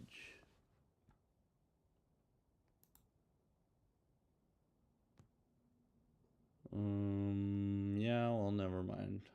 I can't find the chart I had in my head. Alright, so the state. Iran, US, Israel. Establishment,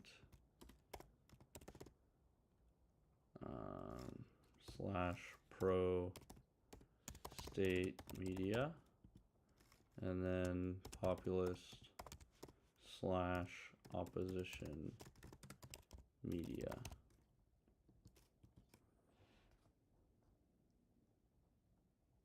All right, so state media,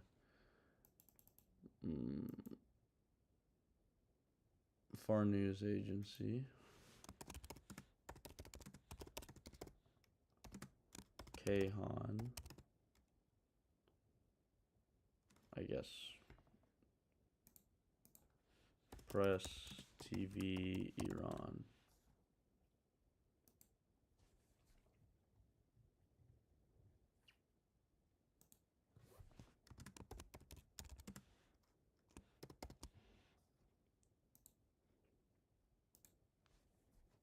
Opposition media, Iran International, Telegram channels.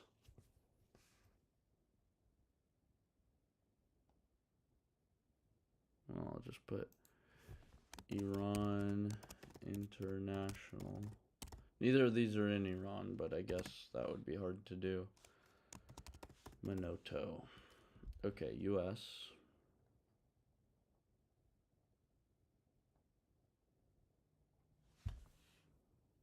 Right, now it's, well, I don't know, populist. I mean, it's just hard. Fox News is not populist. They are establishment, I would say. X, how the hell do you get, you know, X is just a bunch of random people.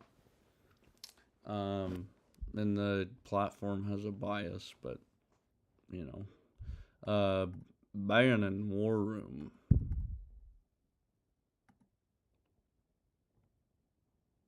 Okay, no good sources for the U.S. The U.S. I don't really care. I have a good idea of stuff. Okay, Israel. Security versus ideology. Israel's media is divided between the security establishment and the right-wing coalition. That's not what I want. Find me more media sources in Israel. I want something that goes against the government as well as mainstream media. Hey, thanks. No, I am on the West Coast. I live in California now. I lived in Seattle. I grew up here in Southern California. Then I lived in Seattle for 5 years, and I lived in Baltimore for 4 years. And I just moved back here to Southern California. Um, when was that? 5 months ago, I guess. 1st of September. Um, oh, yeah, thanks for the compliment. My whole idea with live streaming is uh, I think it serves two purposes at once. One is, well, just live streaming. I've always been interested in. I think you really the way to get power outside of having money is just influence and people being interested in your ideas. I like doing research on stuff. Um, and then also, it helps me do projects. Like, I want to learn about things, but I'm too lazy. Or I'm not too lazy, but I'll learn. I kind of surf things and then like play games and stuff on the computer and just do crap. And then if I'm live streaming, I feel like an idiot if I stopped to play a game, I would feel like such an idiot it's good to have people watching you because then you feel like an idiot if you're wasting your time. Whenever I'm live streaming, I get so much done. So it really helps me finish projects and drive progress on my projects. Like I've been working on the stock market, making a model for the stock market for the last month or so. Um, and man, I've through phases where I work on that and stop, work on it, stop, and this really helps me get drive progress on my project. Okay, did it? Summary of the media battlefield. The dissidents. The war was a crime. The intelligence gap proves we were lied to. The IDF is trying to destroy the Torah. We will not enlist. Okay, so these guys are against the establishment. The generals, the government has no exit strategy. We're stuck in a forever war. We have to go to war. Total victory is close. Oh, this is great. This is everything that I want. Every perspective.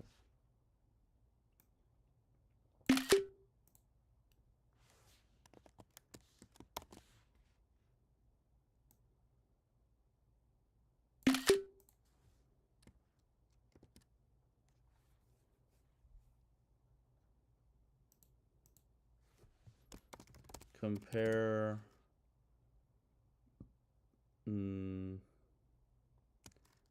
compare FAR news agency to Iran International. Okay, well.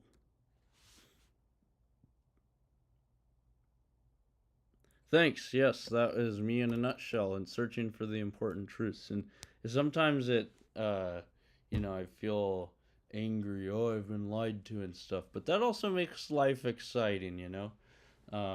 Digging up what's really going on and then avoiding all the conspiracy stuff. I mean, I believe in all sorts of conspiracies and lots of conspiracies are real, but then the powers that be love to flood the zone with bullshit conspiracies.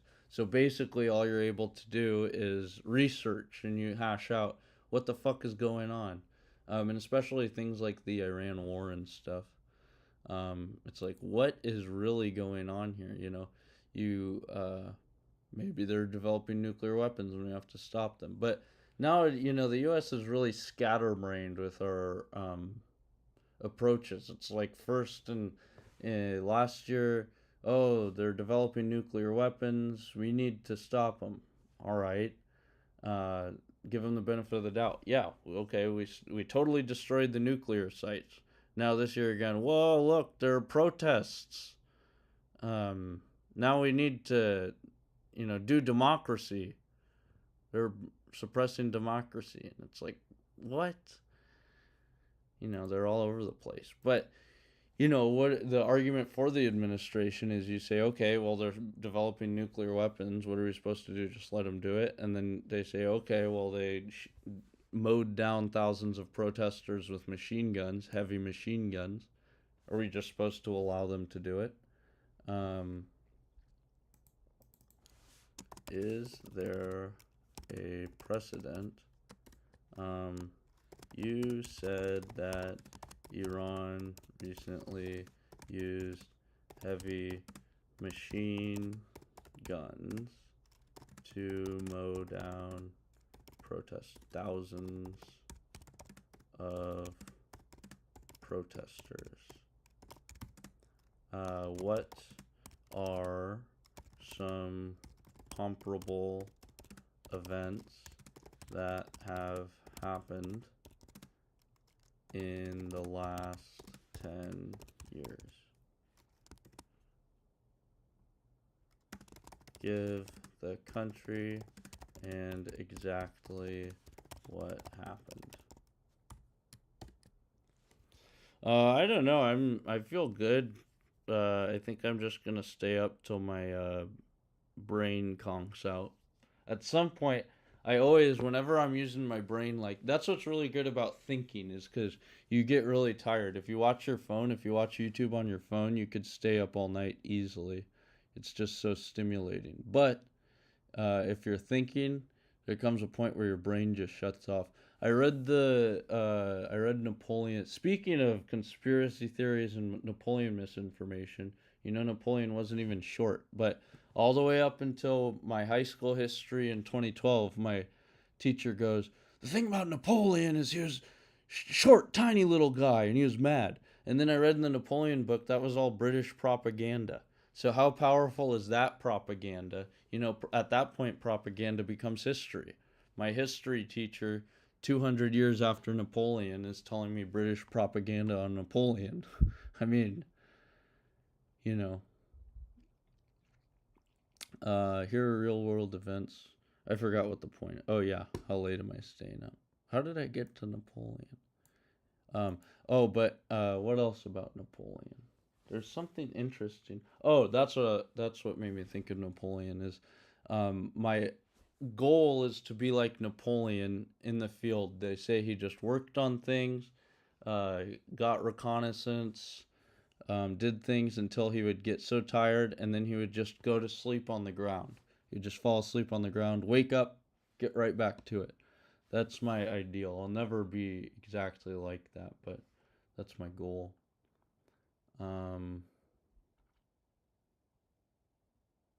What does this mean for your fictional Black January scenario?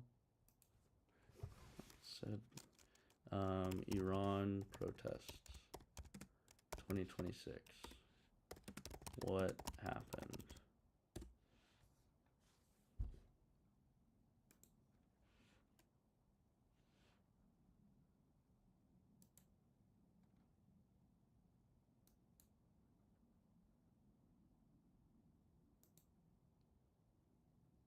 It says the stream stopped. Oh, my encoder isn't connected.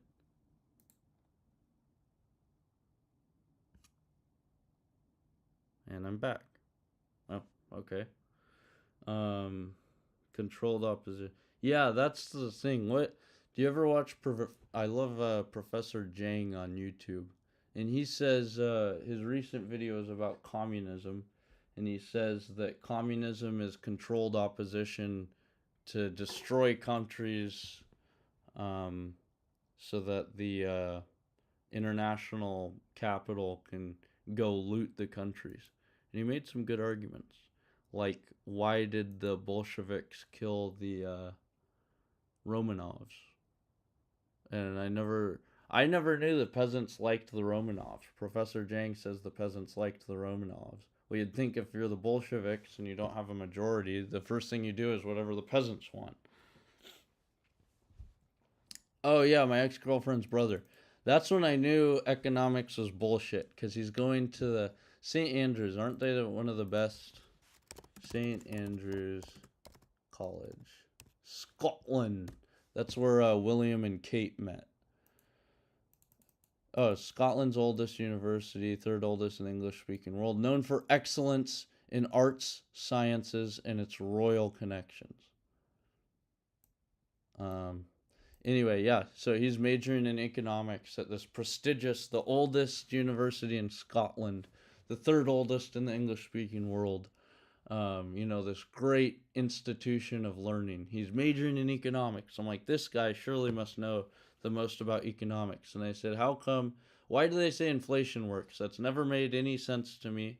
Why do you want to have inflation? And he goes, oh, I don't really understand it, but basically you have inflation and everything works out. And this is the economics guy.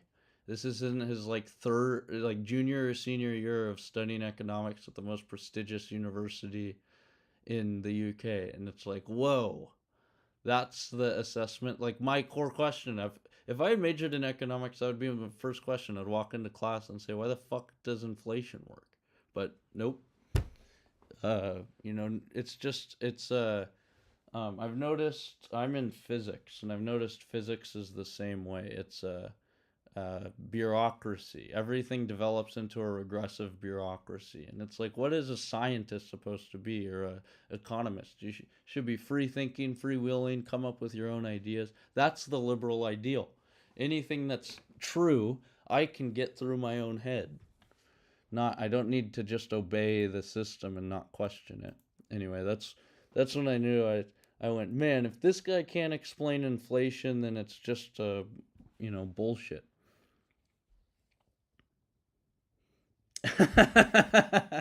Yeah, well, that would apply, death by socialism. But that death by socialism, if you just look at the name, that sounds like it's exactly what Professor Jang was saying. Is the socialism? I'm not sure if that's bad. Communism clearly seems like it's meant to destroy places to raise it. Socialism, really, everybody likes. It's just, how do you define socialism? Everybody wants the fire department. Inflation is a policy necessary for the backward economy based on debt. You need to inflate. Well, that's true. If inflation is high, if I take out a loan and then we go through hyperinflation, I go, great. If I take out a loan and buy gold and the dollar collapses, I go, this was fantastic. Or, invest in real assets. Um, yeah, well, that's the whole argument in keeping interest rates low, right? Is you encourage people to borrow. It's the same thing. If inflation's high, you encourage people to borrow, but encourage who to borrow? It's not, normal people aren't borrowing a lot of money unless it's for a house. Uh, and what do most people, at least most young people, what do they borrow money for? Student loans. It seems like the elites are raping the system, but that's my bias. That's how I've always felt. Um, okay, so back to Trump. Oh, good. So, let's say here we got some meat. Oh, yeah. So the question here is, okay, let's make a charitable case for our government, or the administration, or however you want to say it. Let's make a charitable case.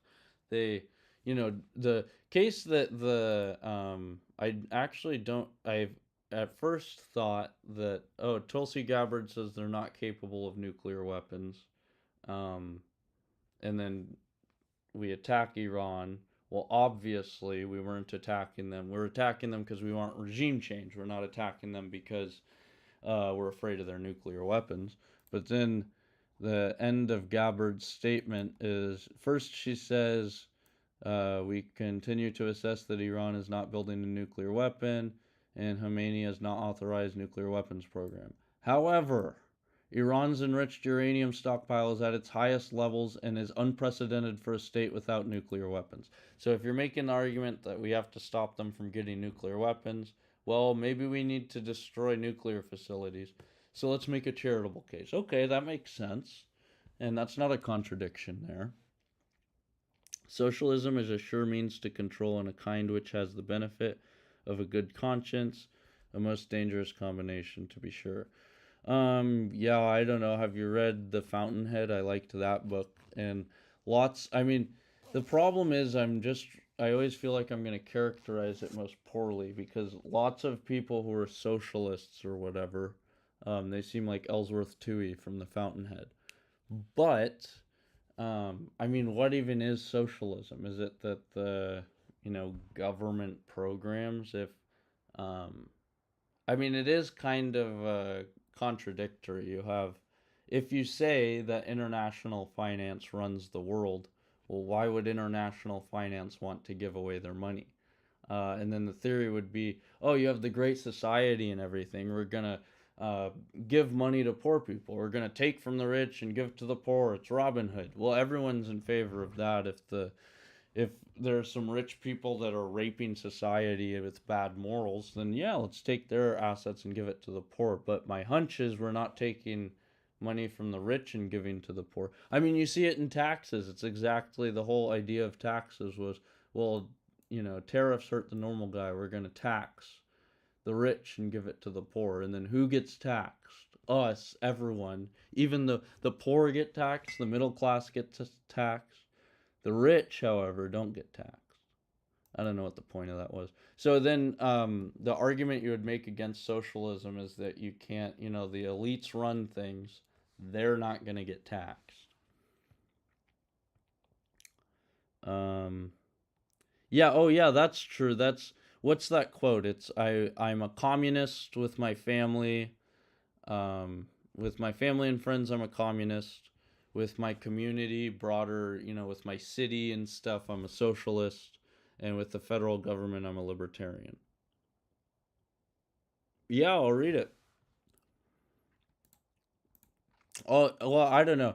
Um, I'm just gonna agree with everything. So, but no, there'll be.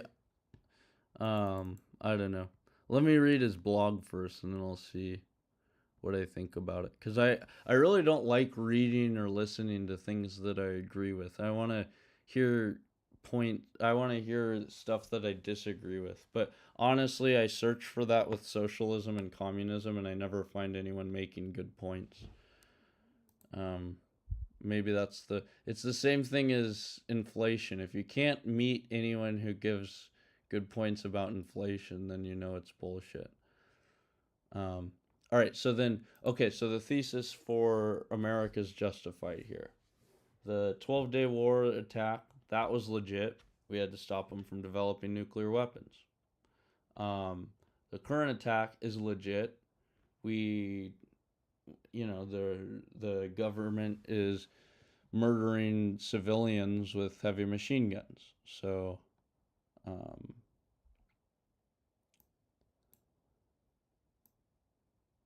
you're on the Mashar massacre. Widespread protests triggered by a sudden spike in fuel prices.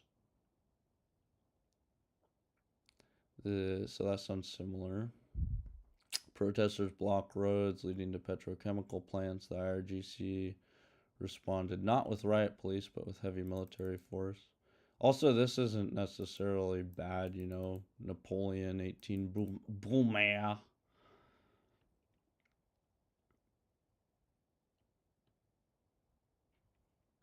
I don't know if socialism. I mean, again, how do the way I think of it is you have kind of this sliding scale from anarchy, uh, absolutely no government, and you slide it up. It seems to me like any government is socialism. Um, and you can slide it all the way up to authoritarianism. What even is communism? I am not actually well versed in any of it. So I really couldn't define communism. It's typically defined, the popular definition of communism is extreme socialism, or the opposite of capitalism. But I don't know how to define capitalism either. Um, Yeah, it's just like, to me, it's a sliding scale from anarchy to complete dominant authoritarianism, and everything in between is some level of socialism. And so then the question becomes, how much socialism is good for a country? If And also, what do you think about FDR? Because FDR, kind of, to me, I read a biography on FDR, and it seems like we had the great financial, or what it's called, the Great Depression, and then Hoover was had my sentimentalities of, you know, don't intervene, you gotta let it ride out. But then the people were so unhappy with that they would vote in. They voted in some FDR just because he did something. They said, we don't care what you do, just do something. And there's the famous story of FDR sitting in his bathtub deciding gold prices. It's not like they elected some smart guy who was really in tune with he was in tune with, like, the feeling of the people, and they just wanted somebody who does something, which is, honestly, I think, very similar to Trump. I think of FDR and Trump as like the same guy. Um, Both are super obsessed with their image. Both are just power hungry power demons. That's why I'm positive, if Trump doesn't die or get in some really bad health condition, he's gonna run for a third term. I've been thinking that since he posted on Instagram a thing that says Trump 2028, 2032, 2036, 2040, and I was like, "Oh, he's running for a third term." And that's also been a thing with the Republicans ever since FDR, is they hate FDR for getting 4 terms, and it's always been, if a Republican is really popular and goes for a third term, we got our guy. And now, with the way things are, they're definitely, anyway, I don't know what the point of that is. Um, okay, so similar things. Iran did this in 2019. 40 and 100, so 1,500 people killed nationwide. So Iran protests, you see people just pump up the numbers. Some people say 30,000 died. Um, Amnesty International, I don't know what that is. I think they're like a left group. Um, Probably some government propaganda. Government people say the government propaganda is bad, and no, it's not. It's bad, if you get duped by it, but it's actually really useful. It's what does the government want us to think? How many people died?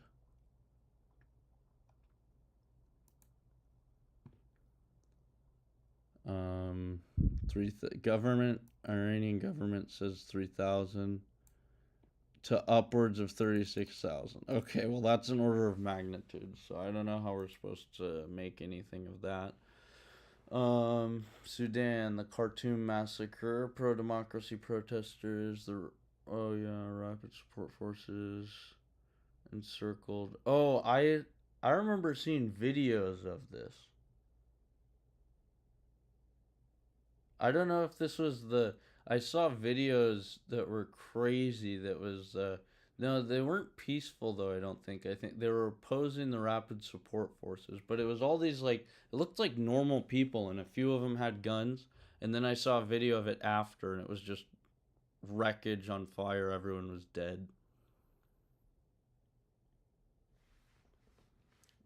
One major distinction between the original American form of government and the socialist form, which has seized control, is the idea of social control.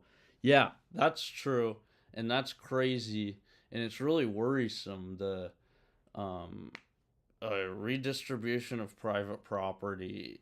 You don't want to go anywhere near that. That's fucking crazy. And you got to let people, control their capital. And anyone who says, the one case the socialists always make is, it's landed, you get these rich people and they stay rich forever. And it's like, no, rich people, what's his name? Vanderbilt family.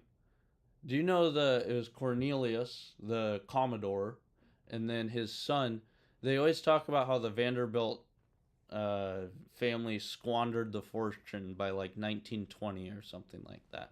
In 100 years, they squandered the fortune. But what they never talk about is his son doubled the family fortune, doubled the net worth that was given to him. And then, what was it, 2 generations after that, they squandered it. And so you don't have, that's just not true. That's a totally false claim that rich people and rich families stay rich forever. They only stay rich forever if they're efficient. You have to be efficient with your money, or you have to, be the Rothschilds, um, and who are efficient. I don't know much about them. I just know they're efficient, and they also have a lot of power. So you got to get political power and stuff. But even then, the Rothschilds are all inbred. Do you ever see the Rothschilds? They look like shit. Because what is that rule they have? You have to marry into the family. I don't know. That guy looks normal. Maybe that's just anti Semitic conspiracy people. Oh, that guy looks weird. Anyway,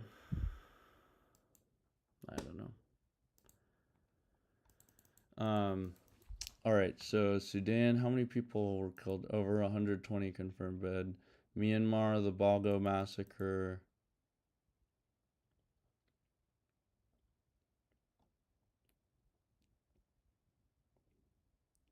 Over 80 people. So this is nothing compared to the Iran numbers. Iraq, 46 to 70 killed in 24 hours. Bangladesh. Okay. So that's a lot more.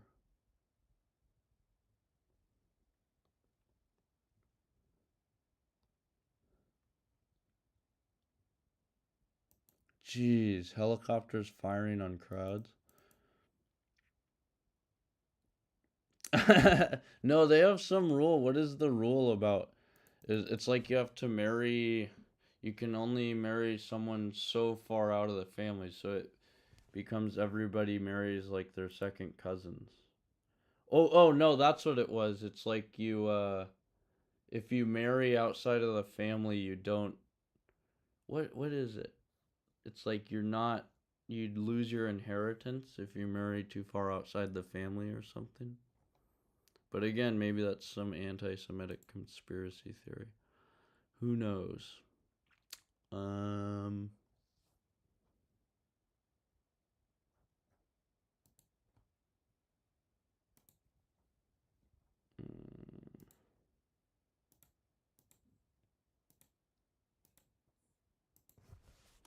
tell what are the estimates of deaths in the 2026 Iran protests, both the initial catalyst and adios. Thanks.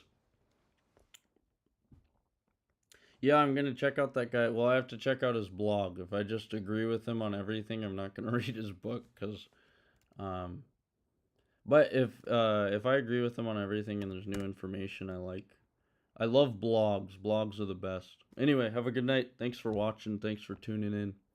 I should probably get to bed too.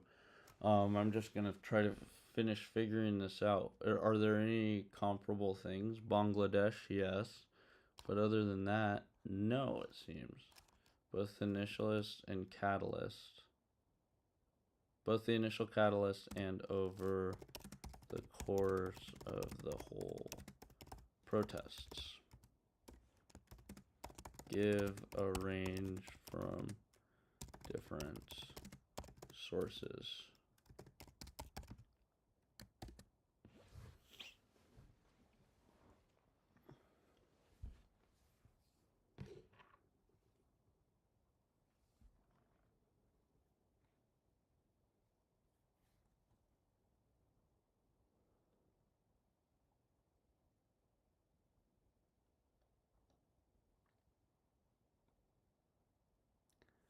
Black January, 324 killed.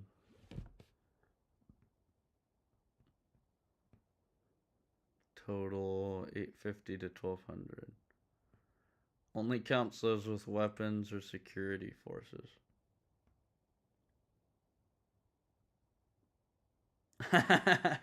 Okay, good night. I'll check it out. Segregation.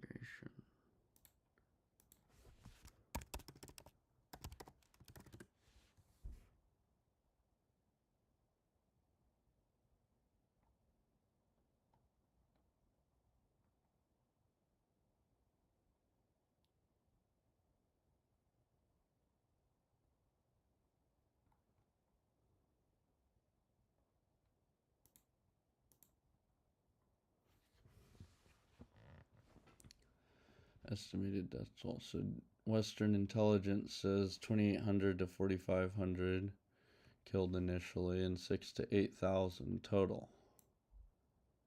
Oh.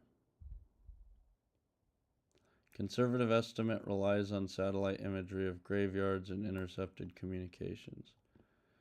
Aggressive estimate. Rigorous confirmation required. Warren's real number is likely double. Whoa. So. Oh, Black January. So we have to figure out exactly what Black January is. But so basically in a week we can say 3,000 or so were killed. And maybe, I mean, that's intense.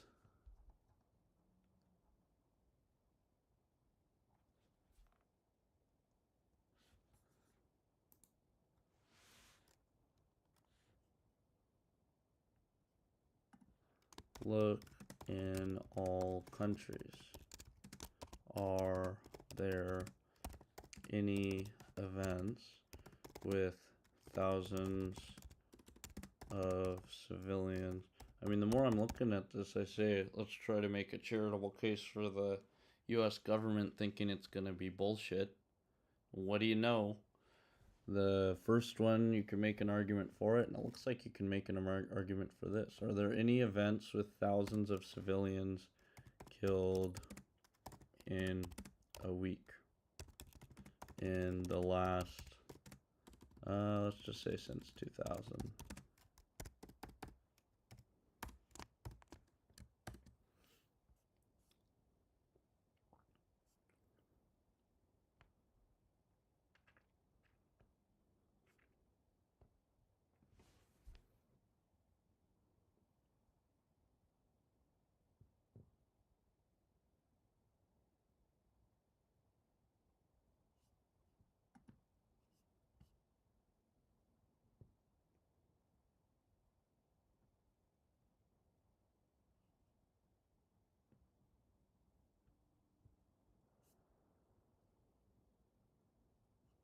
Myanmar. August 25th to September. Ooh. 6,700. After attacks by Rohingya insurgents, the Myanmar military launched a... Oh, Myanmar, they had the 2020 coup.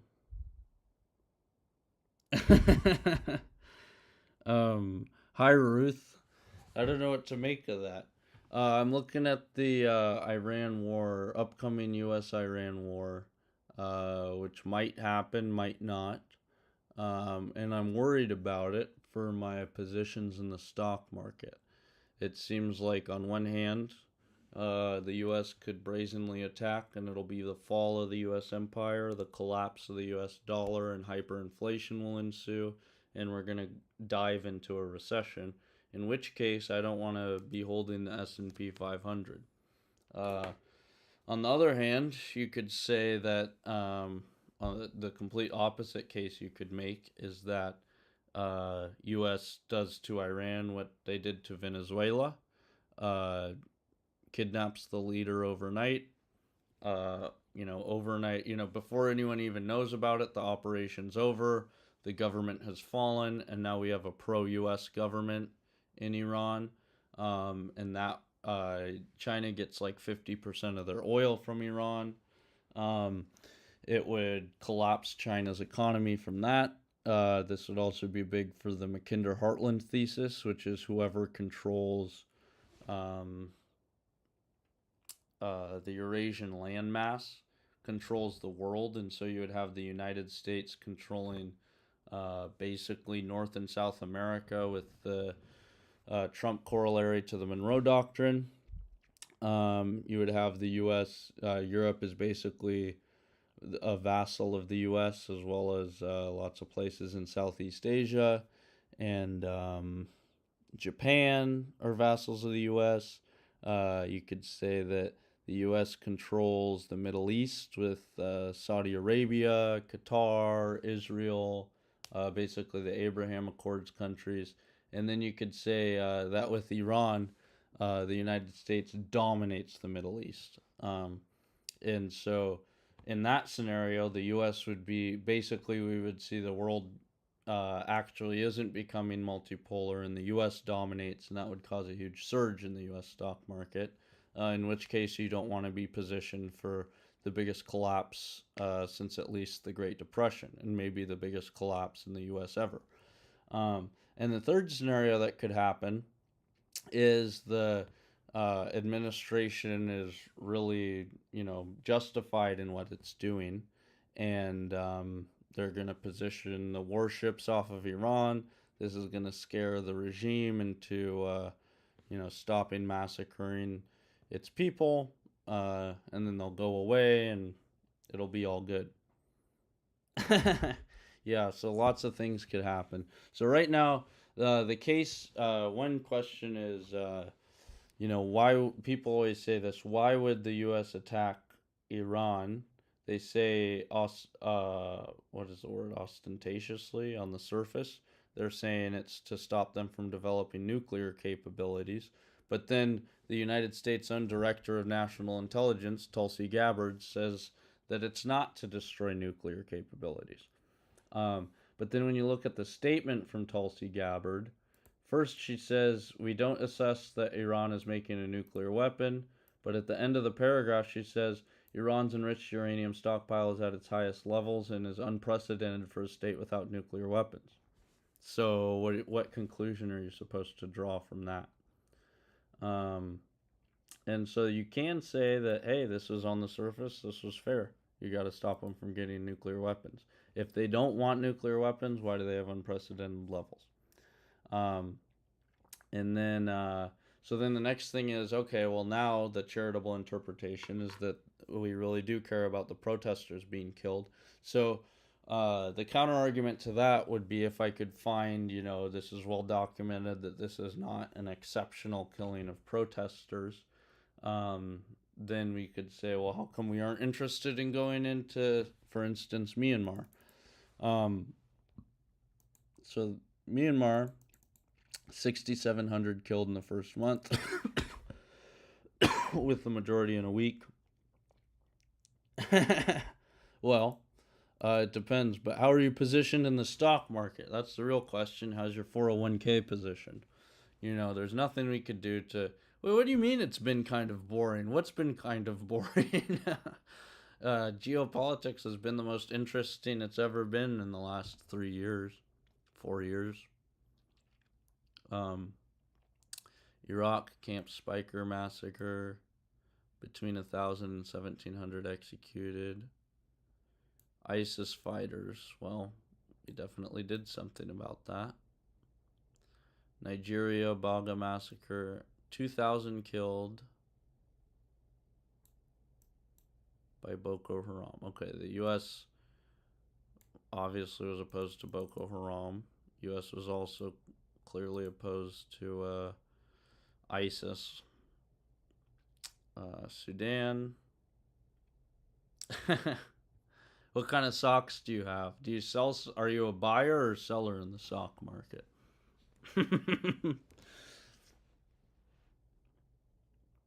UN experts estimate 10 to 15,000 killed. Yeah, well, that's in the middle of a civil war, but we didn't do anything about it. Sri Lanka.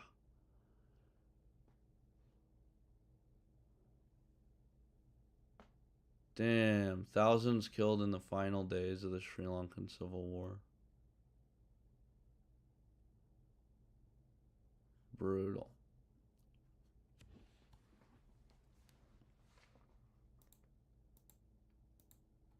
Okay, so let's put here other. Oh man, those must be expensive. That's like at least double the cloth of a normal sock or a low height sock. It's like probably like 5 of those. Other events with thousands killed in a week or so.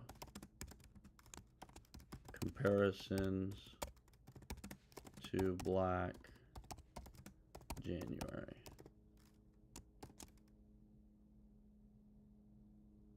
Basically, or you do? Those must be your favorite socks. Well, do you buy them? I guess you buy them, but do you sell them? Or do you make them yourself?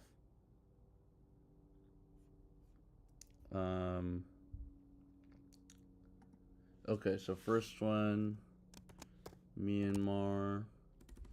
Let's enumerate them. Myanmar, Rohingya. Clearance operations. Next one, we have the Iraq Camp Spiker massacre. Next, we have the Nigeria Baga massacre. Okay, but Camp Spiker, ISIS, non-state actor. Sudan.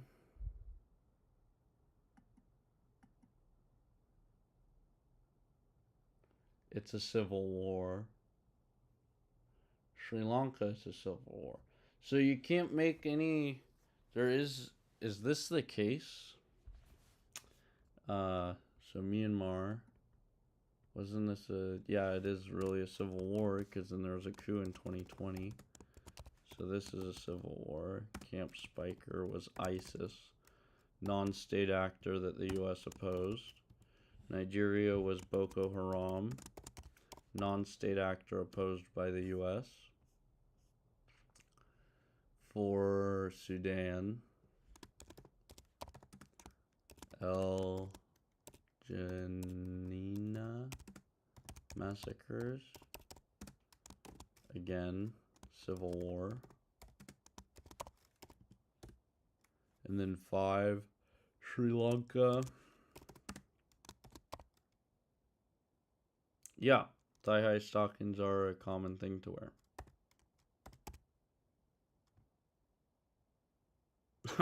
Okay.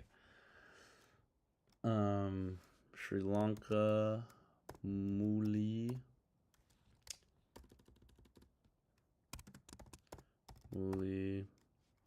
Vaikal, no fire zone, was also a civil war.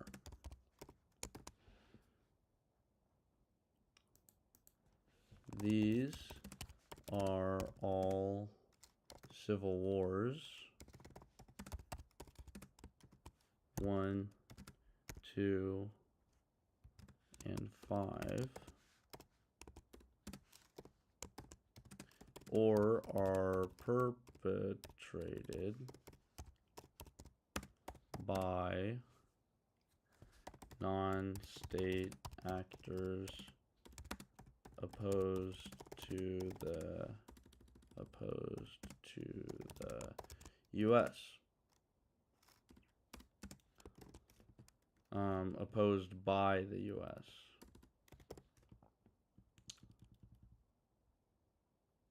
2 and 3. 1, 4, and 5. And then this is 2 and 3.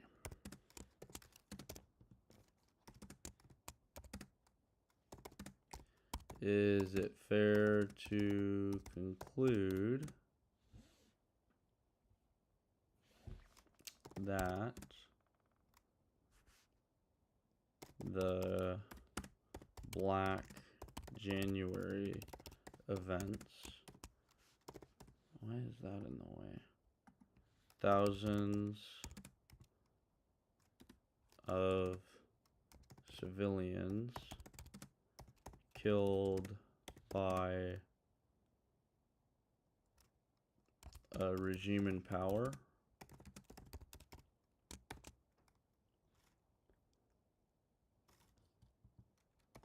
not a non killed by a dominant authoritarian regime, not a non-state actor, and not part of a civil war,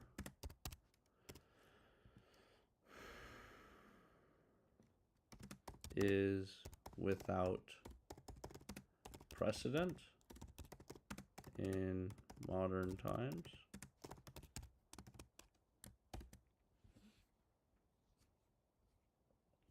That's weird. You're not any taller. Tall shoes. If I wear big boots or something, I feel taller.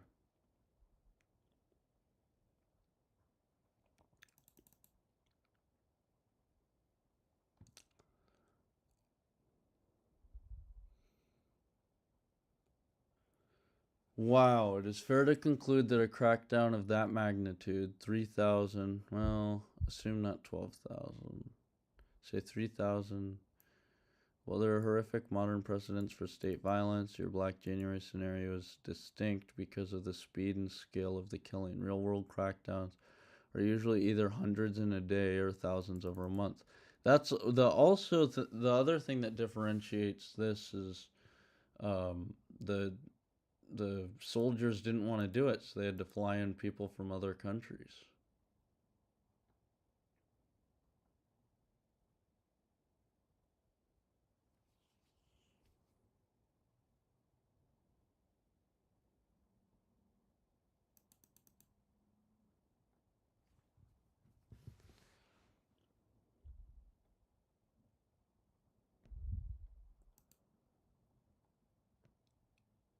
Ha ha ha ha.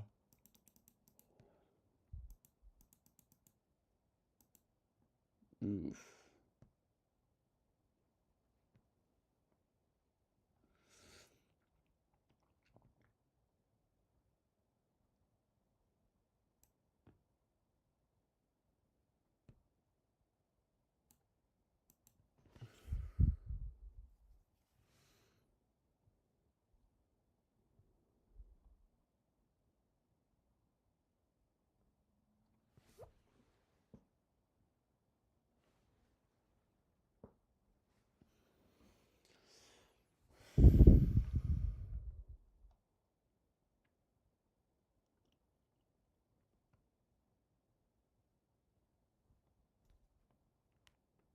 Wow.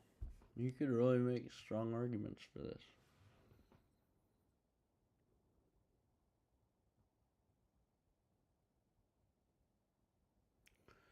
Lots of perks to being a doctor. They make a lot of money.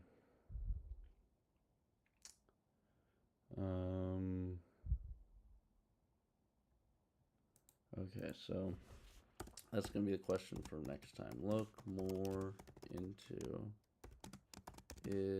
are the Black January events unprecedented in modern times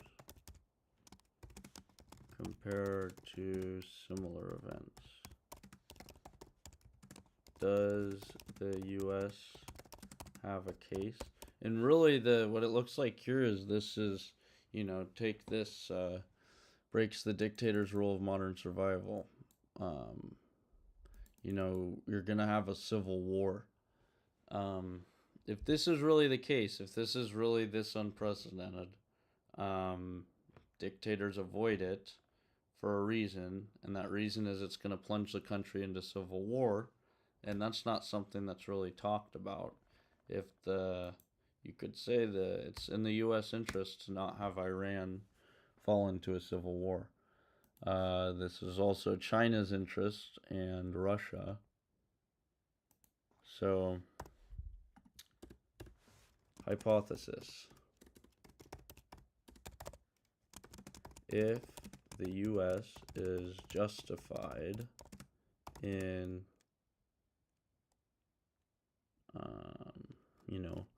war in Iran, it is because the protests slash killings are unprecedented and will lead to civil war. If this is the case,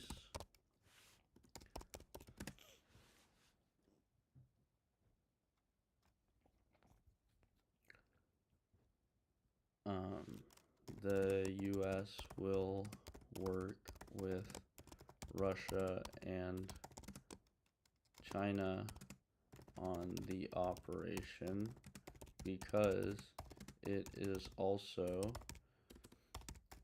in the best interests of those nations to prevent a civil war